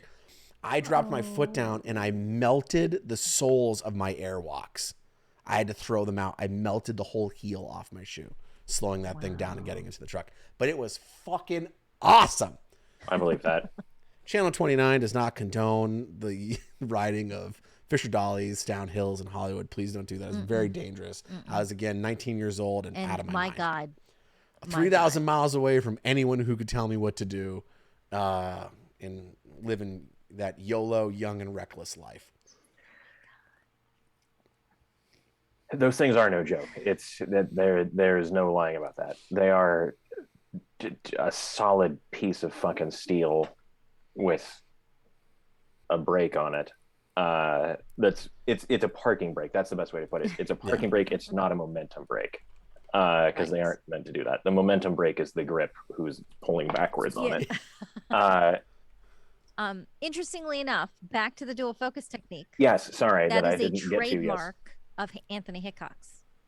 It says on his IMDb that he often uses the dual focus technique in his work. Interesting, because I don't recall it happening in the first one, but that was also his first movie. Exactly. So, I mean, maybe in Hellraiser 3 when we get to that, or all the other things he did that I'll look up right now. That was the other thing I was going to say, like you asked me to do, but I didn't. The split diopter, split field diopter, whatever. You see it a lot in 70s movies. You see it a lot in Brian De Palma movies. I think, like Denise looked up, probably some of the most famous is from Carrie. It's basically when your frame is like this, and you have one person or object very close to the camera and it's in focus, like my hand is not currently. And then usually there's some sort of like fuzzy divider line that's supposed to be invisible, but sometimes isn't. And then like way behind in the background, this is in focus. There's just like this little lens thing that they put on that makes it possible to do that, because normal lenses can't do that, obviously. Much like your eye can't focus here and here at the same time. Yours can't. Right. It's true. I am a weak human with my weak eyes. How dare you, Glenn? What, you can't have both of your eyes focus on different things? I wish I could. That'd be a great trick We'll check out Warlock that only as well. I could recognize because no one else can see what I'm seeing. It's a really cool old school in-camera trick that like I personally was a super big fan of, probably because I'm a very large fan of 70s movies. And Brian De Palma. Not that he like originated it or like made it only him, but it's a really cool piece of just nerdy camera kit that I love. Yeah. And there's a lot of it in here. And I don't want to like point it out too much because once you start seeing it, you see it every time they see it. And unless you're a nerdy camera nerd like I am, it can get a little distracting. It's unsettling. It is, because like that isn't how vision works. Yeah, it is literally described as being unsettling. It wasn't unsettling for me necessarily, but it is noticeable in that it looks, there's a different, a more artistic view of the scene.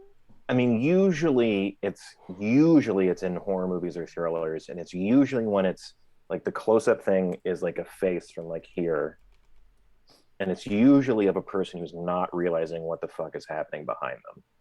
Like, and that's usually where the tension comes from, and it's like it's an amazing tool to use that way.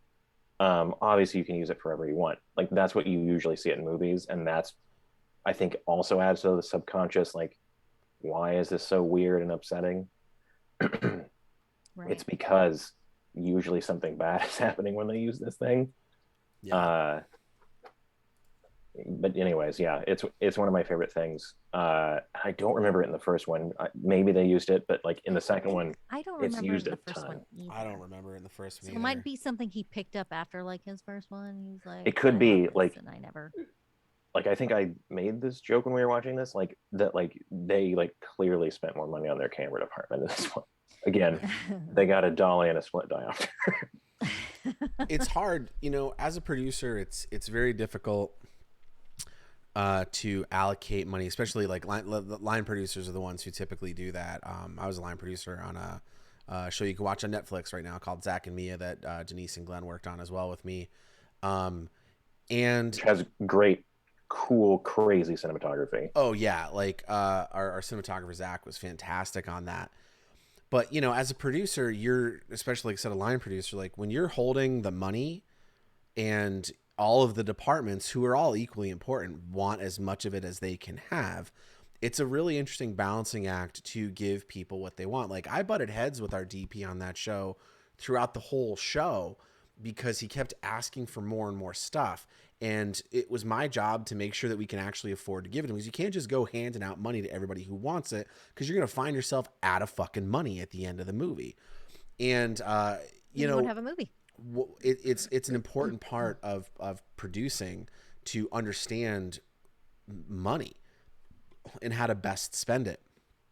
And when you get the opportunity to give a really good cinematographer all of the tools they need and want to, because again, this is a director of photography. They are directing the movie's photography like the director is directing the overall story.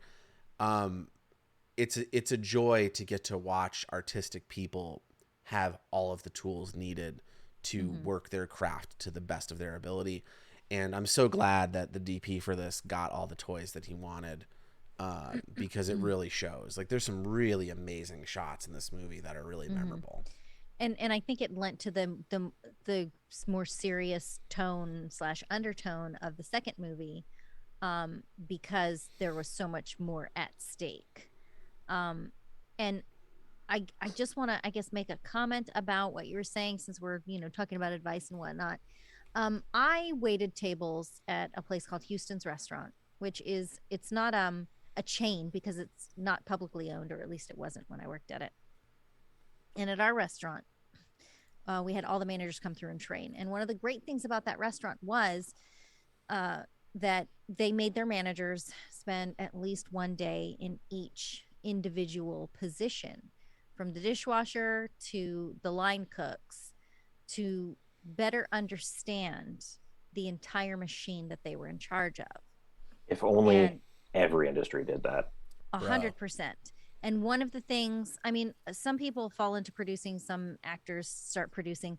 One of the, if you are ever interested in producing, one of the things that I think, especially TJ has done so well, is if you have an understanding of every part of the machine, you can better serve that machine. TJ has had conversations with, say, a gaffer or a key grip who's like, this is what I need, here you go. And he's like, do you actually need such and such and such? Like, TJ, you go ahead and tell that story, because it's a weird way to earn both disdain and respect at the same time. Like, I worked with a brilliant gaffer where I was coordinating a movie called Elevator. And fantastic guy, really great dude, awesome team brought with him, and he handed over his gear list, and I was like, why do we need a 20K? The whole thing is inside. The whole movie takes place in an elevator. And he's like, well, and I was like, no, like, you don't need this very expensive light. And he was like, all right. All right. Like, there was like this weird like production and crew are typically at odds forever. It's an eternal struggle. One that I take great joy in proving wrong when we work on shows, but I think it comes from both sides having been burnt by the other on previous shows. Yep. And nobody's innocent. The pressure from above, and the fact that production is seen as the man, because production typically is the mouthpiece of the studios or of the executive producers, just or like the money right now, or the money, or just like now, people are saying producers are this, producers are that, because of the strike. It is not necessarily producers, and we need to make sure that we're separating that. This is a group of studio producers. This is not producers in general. This is not the PGA. This is not the Producers Guild who supports IATSE. This is, we're talking studio level people who are calling the shots, who are making the producers in the middle do all the things that are happening. So it's an important distinction, and we've always had to fight against that. But back to, if you are knowledgeable about your entire machine, if you know what the crew does, if you understand, not only will you gain their respect, but you are better able to serve them and the project. Right. So that was just my learn as much as you can. That's the best advice I can give for an up and coming producer. Spend as much time on set. I spent a year and a half in grip and electric. I spent a couple days on camera. I did craft hair and makeup. I've done special effects. I've done sound. Like, I've touched just about every position you can reasonably and safely touch in the film industry before I really called myself a producer. And not many people do that. You know what I mean? Like, you see PAs who are trying to work the way up into the DGA or into that producer status, and they like show up on set in like dress pants and like button down shirts. And I rolled up on the set of Green Hornet in a fucking t-shirt and shorts and like a baseball cap, and I had like work gloves, like grips would have strapped to me, and like tape. And the PAs were like, "What are you doing?" And I was like, "I'm here to work." They're like, "This is like a fucking multi-million-dollar Sony studio picture. Like, Seth Rogen's over there with Cameron Diaz. What are you doing?" Like, you're never gonna use your gloves. One day on that set, the first day of shooting, I lasted. I was asked back for the show, and I politely declined to continue working on the set because I couldn't not hustle. It wasn't in me not to work. And again, studio PAs have a job to do, and they do it well. But like, man, watching you touched an apple box. Just a minute. You touched an apple box. You can't. Don't you dare. or a director's chair. I wrapped a cable and someone broke my hands. But With no, the man, cable. The joke is you're on union shows. You're not allowed to touch other department stuff. That's the whole. But as a union fresh VA, you distinction. don't You don't know know what that is. Oh, I got my knuckles wrapped by a key grip on Dr. Horrible's sing-along blog, but I'm sure. man, when it came time push to shove though, and I was humping 35-pound sandbags into the back of the grip truck, when they finally called for old fit young TJ's help back in the day, he slapped me on the ass. It was one of the coolest moments I've ever experienced in Hollywood. He slapped me on the ass and he goes, "You did good today, kid." And it was like that old Coca-Cola commercial when like the fridge throws that kid his football jersey. He's like, "Wow, thanks, mister." Like that's what it felt like. It was that big of a moment in my career. Cheers to a Bears reference. But anyway, Okay. Waxwork 2, Lost in Time. yeah. Oh, I forgot we were talking about a movie here tonight. Our symposium on producing and Hollywood. You know, I mean, We'll that's can what the show wrap is, up though. later. You know, we all work in the industry. Anecdotes. We're not just horror fans. Like we make movies and TV, so it's, you know, it's anytime I can talk about the industry, which I have a lot to say about the industry. Anytime I could talk about the industry, I like to do so because I think it's that what was that old Atari game, Pitfall? It's that. Oh yeah. Never You know, played it. it's snakes, and pits, and broken ladders, and everyone's trying to murder. So many Is that- hours. Is that your Hollywood comparison? Wow. Yikes. Yikes. I mean, I will say that it basically boils down to, and it's a lesson that can be learned and remembered in industry is like, just fucking know your coworkers and know what they do. Yeah. And respect it. Yes, And not everyone. know, but respect. Yeah, Respect fucking everyone. Everyone. yeah. From the PAs to the executives at the top cutting the checks. Everybody gets respect equally. Because the fact of the matter is whether or not you know, the tiny little spring is, or some people can argue the tiny little spring is not as important as the big cog in the watch, but without the fucking spring, the watch breaks. Every fucking piece is equally important, and that's what people tend to forget. Yup. Real talk. But back to the movie at hand, Lost in Time, Waxwork 2. Waxwork 2, lots of time. Yet another phenomenal score in this one. The music was great in this one, especially one of my. So I don't know if anyone follows me on Twitter, I quoted the song at the end on Twitter, the end of the movie. It's the quote is "Lost in time, like a bug in a jar. No matter where you go, there you are." And that's another quote of mine that I pull that out probably on a bi-weekly basis. I'll drop that quote somewhere in conversation. Can you say that again? Lost in time, like a bug in a jar. No matter where you go, there you are. Heavy Deep. stuff, right? That's from the fucking, what is it, TJ? What? The song at the end? I think it's If they just didn't called watch Lost in it? Time. It's a rap, though. It's a rap. Yeah, this was part of that like 80s, 90s horror vibe with like you had like Will Smith and Jazzy Jeff doing Nightmare on My Street and the Friday the 13th 3 disco remix.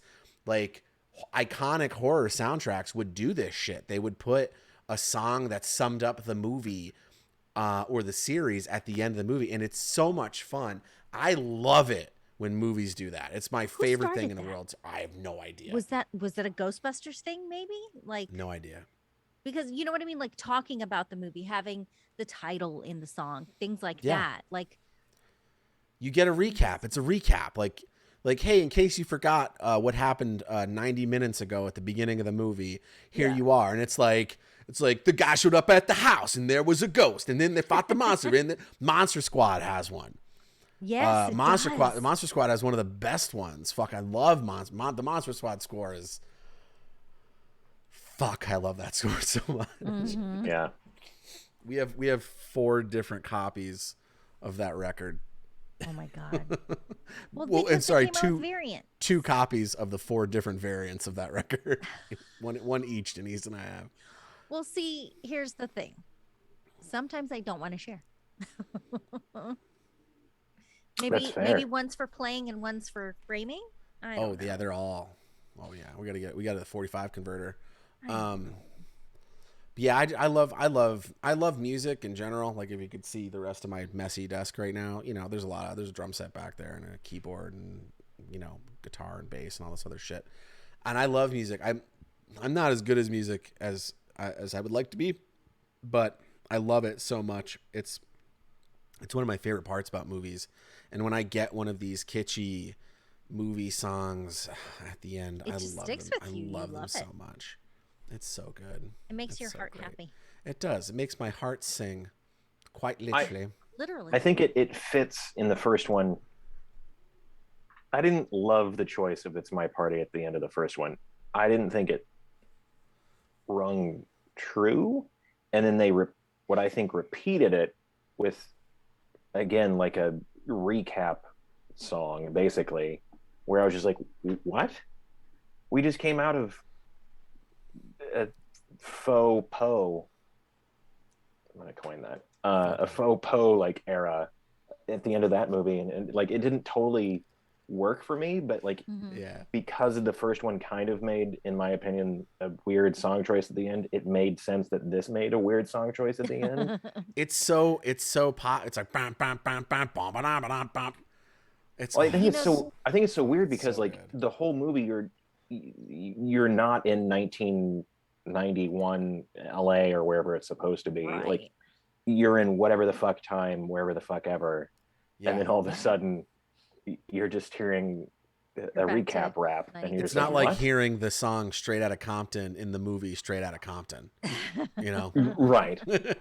Well, see, I can understand "It's My Party" how it might just not ring true for some people, but I've seen it so much, and I know it's coming, and I love that song that it just works for me now. You know what I mean? Like I accepted it and embraced it, that it works perfectly for me. See, for me, what it is, the reason I like that song at the end of that movie, and that's Waxwork isn't the only movie to do this. I can't cite any off the top of my head, but I know they exist. If you go back and watch some horror, occasionally you'll get something really out of left field at the end of something very violent or dark that just catches you off guard, and it makes you go like kind of shake your head and like shake off the dark and be like, what the fuck? And I just love, like, we've just watched all of these characters die. They're all dead. The centerpiece is dead. Sir Wilfred. We do not know what is to come of Mark and Sarah if they are gonna. We see the hand crawling at the end, and then just that do it's my and it's just like it's such a jarring emotional response that your brain kind of breaks a little bit in that moment, and that's why I like it. And I really like when we get super happy music at the end of a horror movie. There's just something about it that to me it's just like. It's like a celebration. You know what I mean? It's like, yeah, it is my party. Everything's and I gonna will be cry okay. if I want to. You know? Judy and Johnny. Fucking Judy and Johnny, though. Yeah. Fuck them, dude. Yeah. Who does that to somebody at their party? Listen to the song. You'll know what I'm talking about. Yeah, real dick move on Judy their part. And Johnny. We're gonna get stop it, Denise. We're gonna get takedown notice. I barely sang it, and you know what? I don't sing very well anyways. You sang a line of a verse. You can explain to Mr. Twitch what happened there, Denise, when they mute our audio. I'm sorry, Mr. Twitch. I got more of a flashback when I heard you say "it's my," like in almost the same tone. Oh. Wait, who said that? Me? Him? No, TJ. Oh, okay. There you go. Anyways, I don't think See, TJ, you did it first. Well, I only said like 3 words. Anyway, the music was great in this. I love the fact that so we've gone through the horror aspect of the movie. We're now, we've seen Frankenstein, we've seen Aliens, we've seen what we assume is The Haunting. We've seen all these kind of classic looks, and now we're in Lancelot. We're in King Arthur's court. David Carradine is there. The late David Carradine is there. The Wandering Carradine. The wandering. I think it was just his character from Kung Fu: The Legend Continues. I was gonna say. Yeah, I feel like he just wandered onto set. He was in the same outfit and everything. they're like, we don't need a nod. Just bring him over from set. Yeah, he was on the lot that day, and they were like, "Hey, Carradine, you want to come give a sword to Zach Galligan?" And he was like, "Yeah, sure, man, whatever." Sure. He's like, "Do I have to do anything?" They're like, "No, you're gonna sit in front of a tree for like 2 minutes. You're gonna work for 30 minutes today, Dave." I was like, "Yeah, whatever, man." But we get this weird high fantasy take, but then we get to what I think is probably my favorite part in the movie, which Denise, I think you'd mentioned earlier, was kind of meant to be the original ending of the first one had they had the time to shoot it, which is Correct. our hero and our villain making their way at a breakneck pace through all these different spots. Fighting through. Oh my God. I love that scene. I love that scene so much. We get to see so much. Who do we get? Like, call it out. Like, what do we get? What do we get in that scene? Does anybody remember? Well, they go through like a Godzilla type movie, and they change costumes, which is also a really and good wigs time and to makeup fit, and wigs, yeah, to fit the scene that they're in. Oh yeah. We go to Jekyll and Hyde Mm-hmm. at the end. Yeah. We get Dawn of the Dead. The Dawn of the Dead references. Oh, that was is great. So it was spot good. on. Yeah, it's like so it was good. spot on. I almost want to play that back to back. Like I almost think they did like literal shot for shot. That from would like be interesting. from like the sniping scene from Dawn. Yeah. Mm-hmm. Well, that's what it is, right? They're running around clearing out the mall. And then you've got Jack the Ripper was in there. Nosferatu's in there. Yes. That's where you find Drew Barrymore. Yes, is in and it's that played end as a scene. silent film, which is great. Which it's so funny. It's such tongue-in-cheek humor in that bit. I love it so much. Mm-hmm.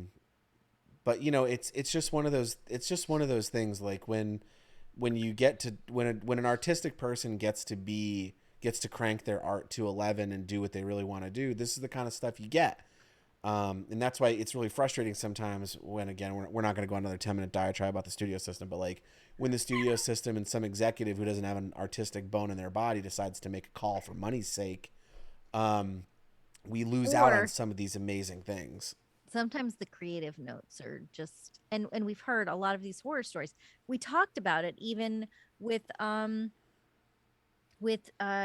want to say like Savini stuff. You know what I mean? Like when the producer notes really, and again, it's the producer's job to make sure that it's on time, on budget, and creatively something viable. But like you said, sometimes there are opinions and thoughts that come through from the studio side that are not in line creatively, nor are they in line with what the audience wants to see. And obviously you see that in a lot of like people's complaints about movies. Moving on. Ask an editor that's worked for like a network before if they've ever done the move the slider up and then move it back to the same exact spot. It's a really funny trick that editors will use when people who don't know what they're talking about come in the room and say, "Could we just change this a little bit?" And they're like, "Yeah, absolutely." And they'll punch a bunch of keys and they'll move the track up a little bit and then they'll move it exactly back. And they go, "What about that? Does that work for you now?" And they're like, "Yeah, that's much better." And they don't change a fucking thing. It's hilarious. Or ask. I was gonna say, just ask anybody who worked in production in Hollywood at any time. Just say the word notes and see if you can hear their sphincter shut. There's a popping just noise. The word notes, like they've been like all the air has been sucked out of the room. There was a movie we watched recently where it was an MPAA thing, and it might have been with in the Romero movies we were talking about, but they changed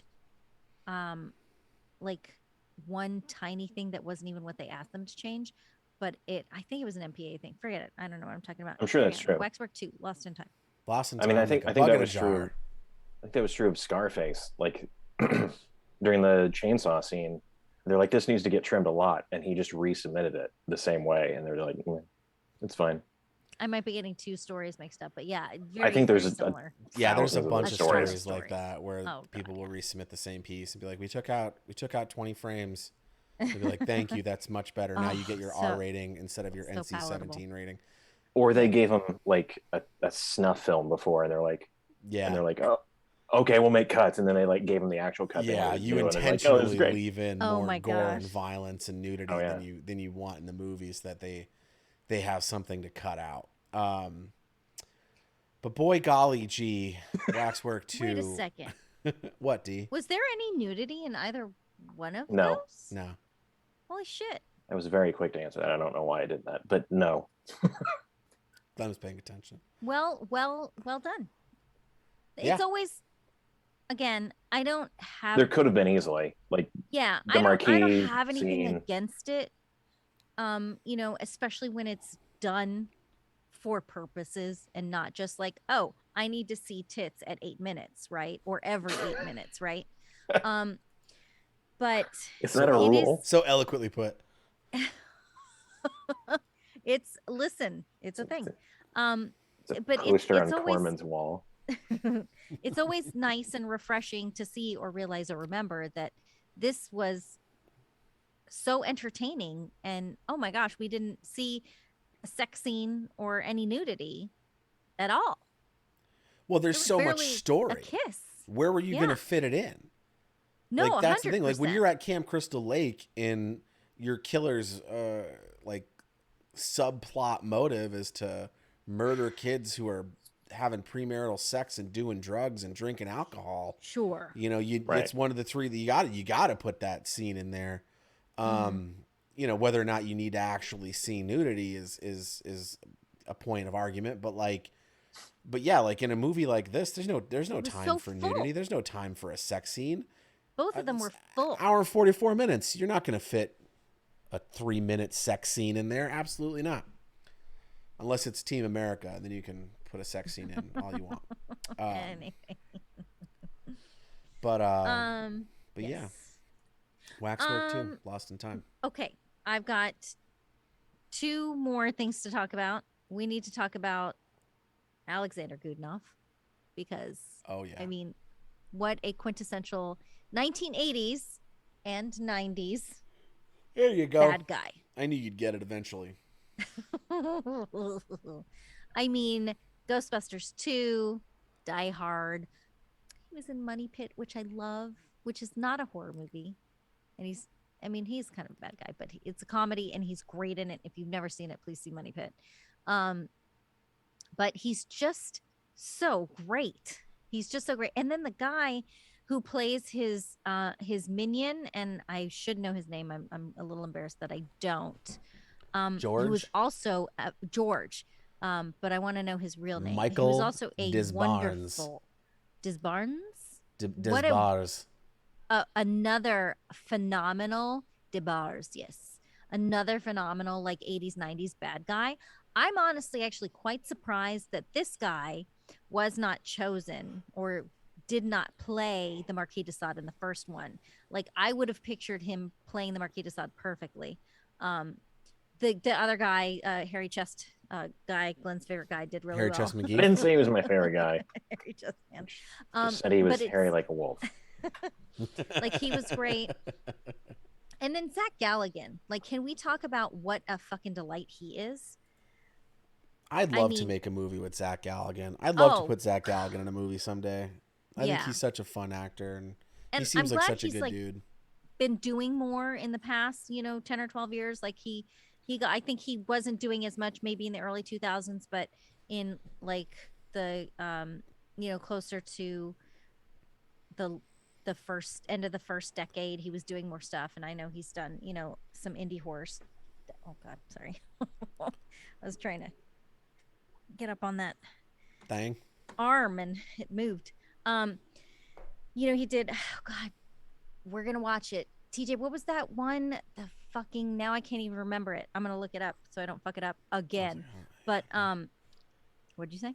I was like, I don't know. Why would I know? I don't know. You do. You're even.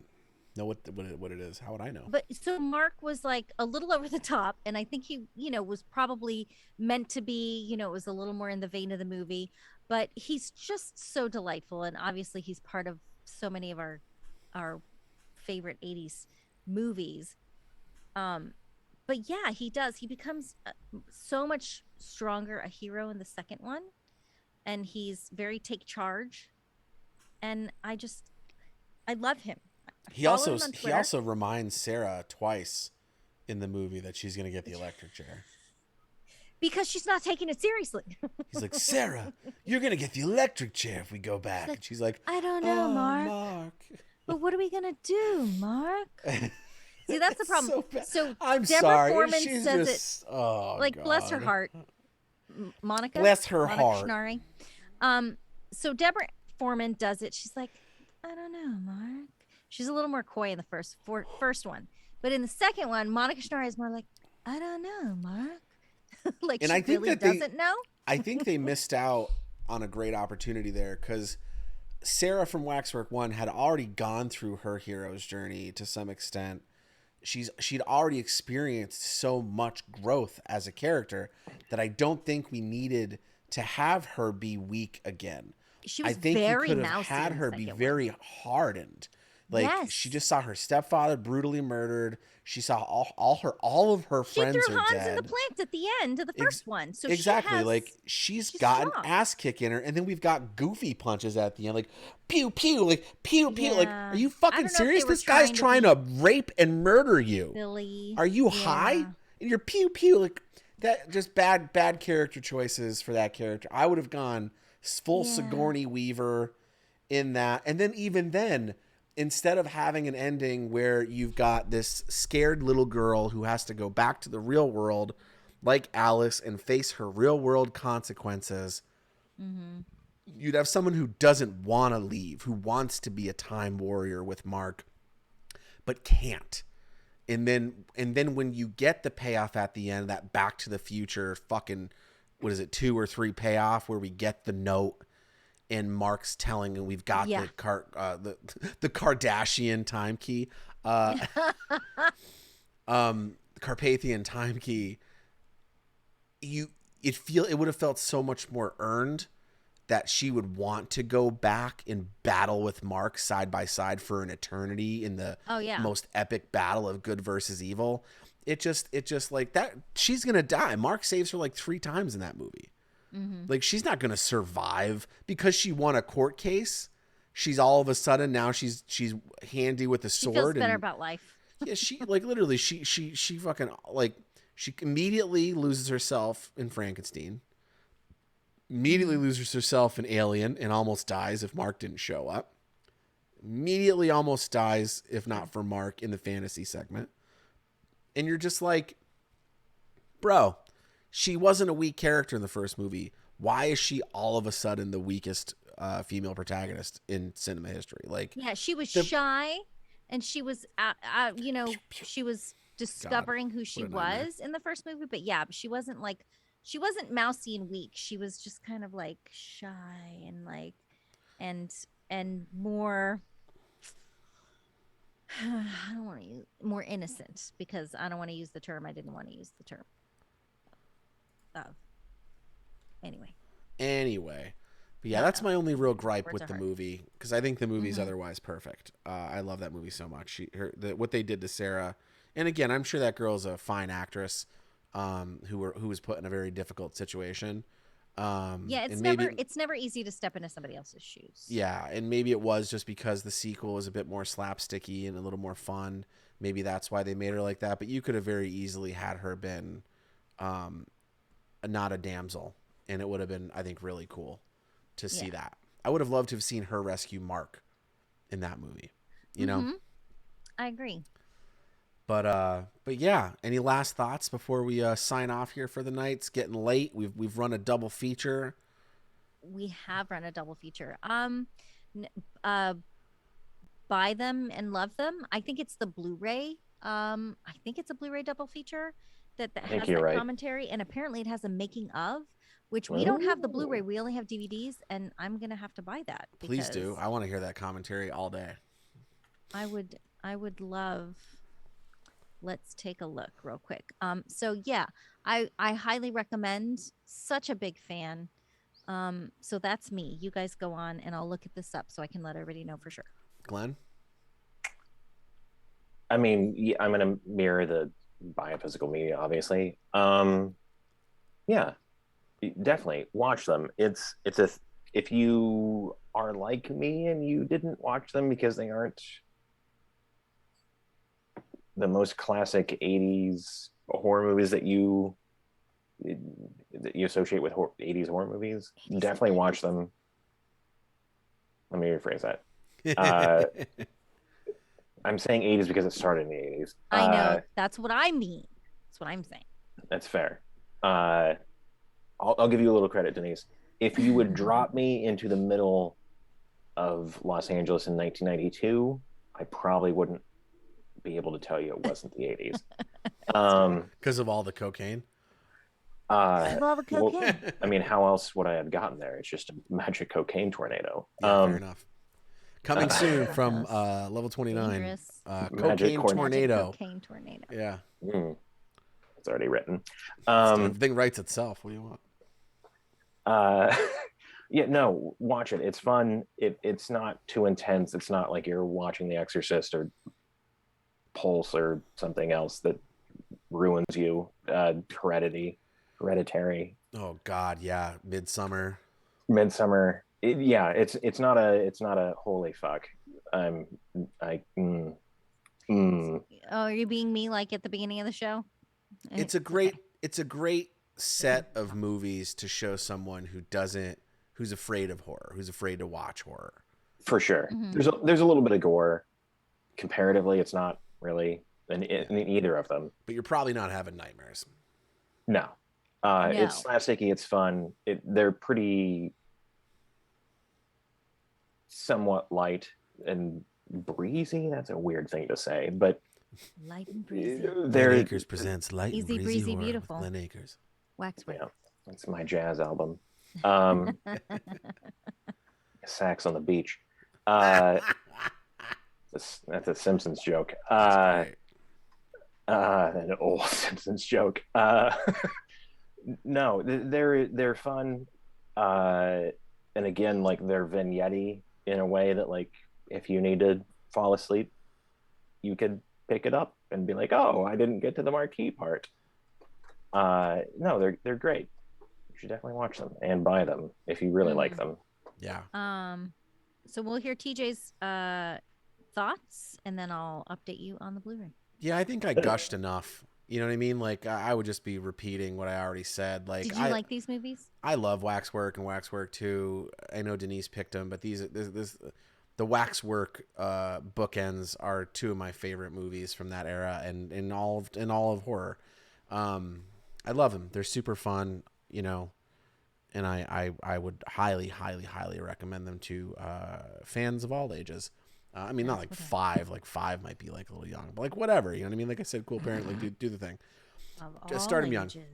But yeah, you know, I would just highly recommend that you remember the sage words of that rapper at the end, and remember that we are all in fact lost in time, like a bug in a jar, because no matter where we go, we are in fact there.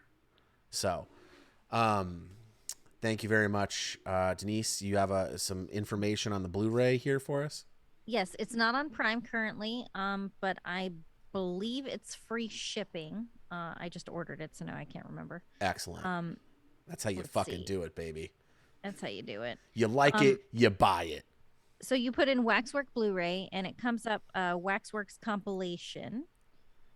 And yeah, it looks like it's free delivery. It's going to take a little longer than Prime, but it does include like an hour and 22-minute documentary, which is very exciting. Oh, I can't wait to watch that. That's interesting. So that's why I decided to get it right away. And they're remastered versions. Nice. So that's I will say this, because like I said, I have the 2 set on DVD, but I also bought both of these on iTunes. Because I like my Apple TV. And I will say this, the versions we watched tonight felt like they were very clean. Yeah, It must have been same. from a new print. Like, it was very, very sharp. It didn't look. I mean, it looked like an '80s movie, but like it didn't have that like high grain to it, like a Friday the 13th or something would. Right. Very true. Yeah. Yeah, like part two specifically. Yeah. I mean, even though I was watching it, I think it was on Tubi with ads. If you can get over ads, it was a very, very good print. Like, they clearly had done a very good. I don't know if they did a restoration, but at least a good. The word Remastering. Yeah. Sure. Yes. Why not that? Yeah. Well, if That's no one it. else has anything else to say, I'll start to wind things down here. Denise, where can people find you out there in the world? At Denise Pantoja on the socials and the Twitch, and at the D McGorgon on TikTok. Tick to the talk. Mr. Akers, what about you, sir? You can find me on Instagram and Twitter at Odd Movie Master. It is still Halloween season, so I'm still doing 31 days of horror movies, unless I fuck up and don't do a day. Follow me on either of them, and you can find that. Yeah. Excellent. And I am at TJ Rotell, wherever popular internets are sold. Thank you all for being here. All of you still hanging out on the channel, even though we've been on this weird back and forth hiatus for the last few months. We very much appreciate you sticking around. Hanging out. There is some stuff coming out in the future. It's just like we're at the end of the month. Denise, Glenn, and I are back in Vegas for another shoot. You know, we don't pay our bills with Channel 29. We don't make any money on this channel. So like, I'm still, any money we made back in the day when Epic Fail was dropping like 150 to 200 gift subs, you know, that didn't, even all that didn't break us even on what it took to create all the assets and the equipment for these shows. So we appreciate you being here. You know, the subs and the bits are never expected. We just like hanging out and doing this, but we always appreciate it. So thank you for that. And thank you for sticking around. We promise there's more on the horizon, and we can't wait to show you what we got coming up. The exciting thing is that we're working on some, I mean, nothing that we can share yet, but we are working on some big stuff that we hope to share with you sometime in the future. So that's also like a good thing, you know, to keep in touch with everybody and just let everybody know that things are coming. Thank you. Thank you, Zis.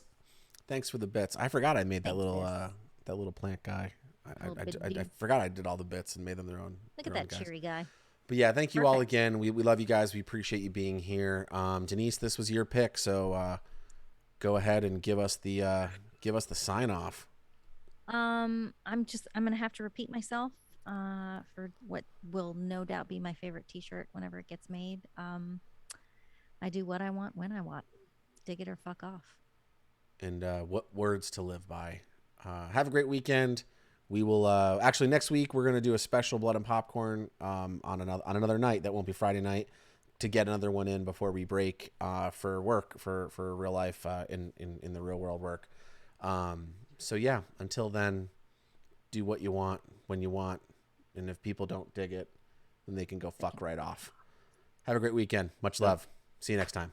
Good night. Bye.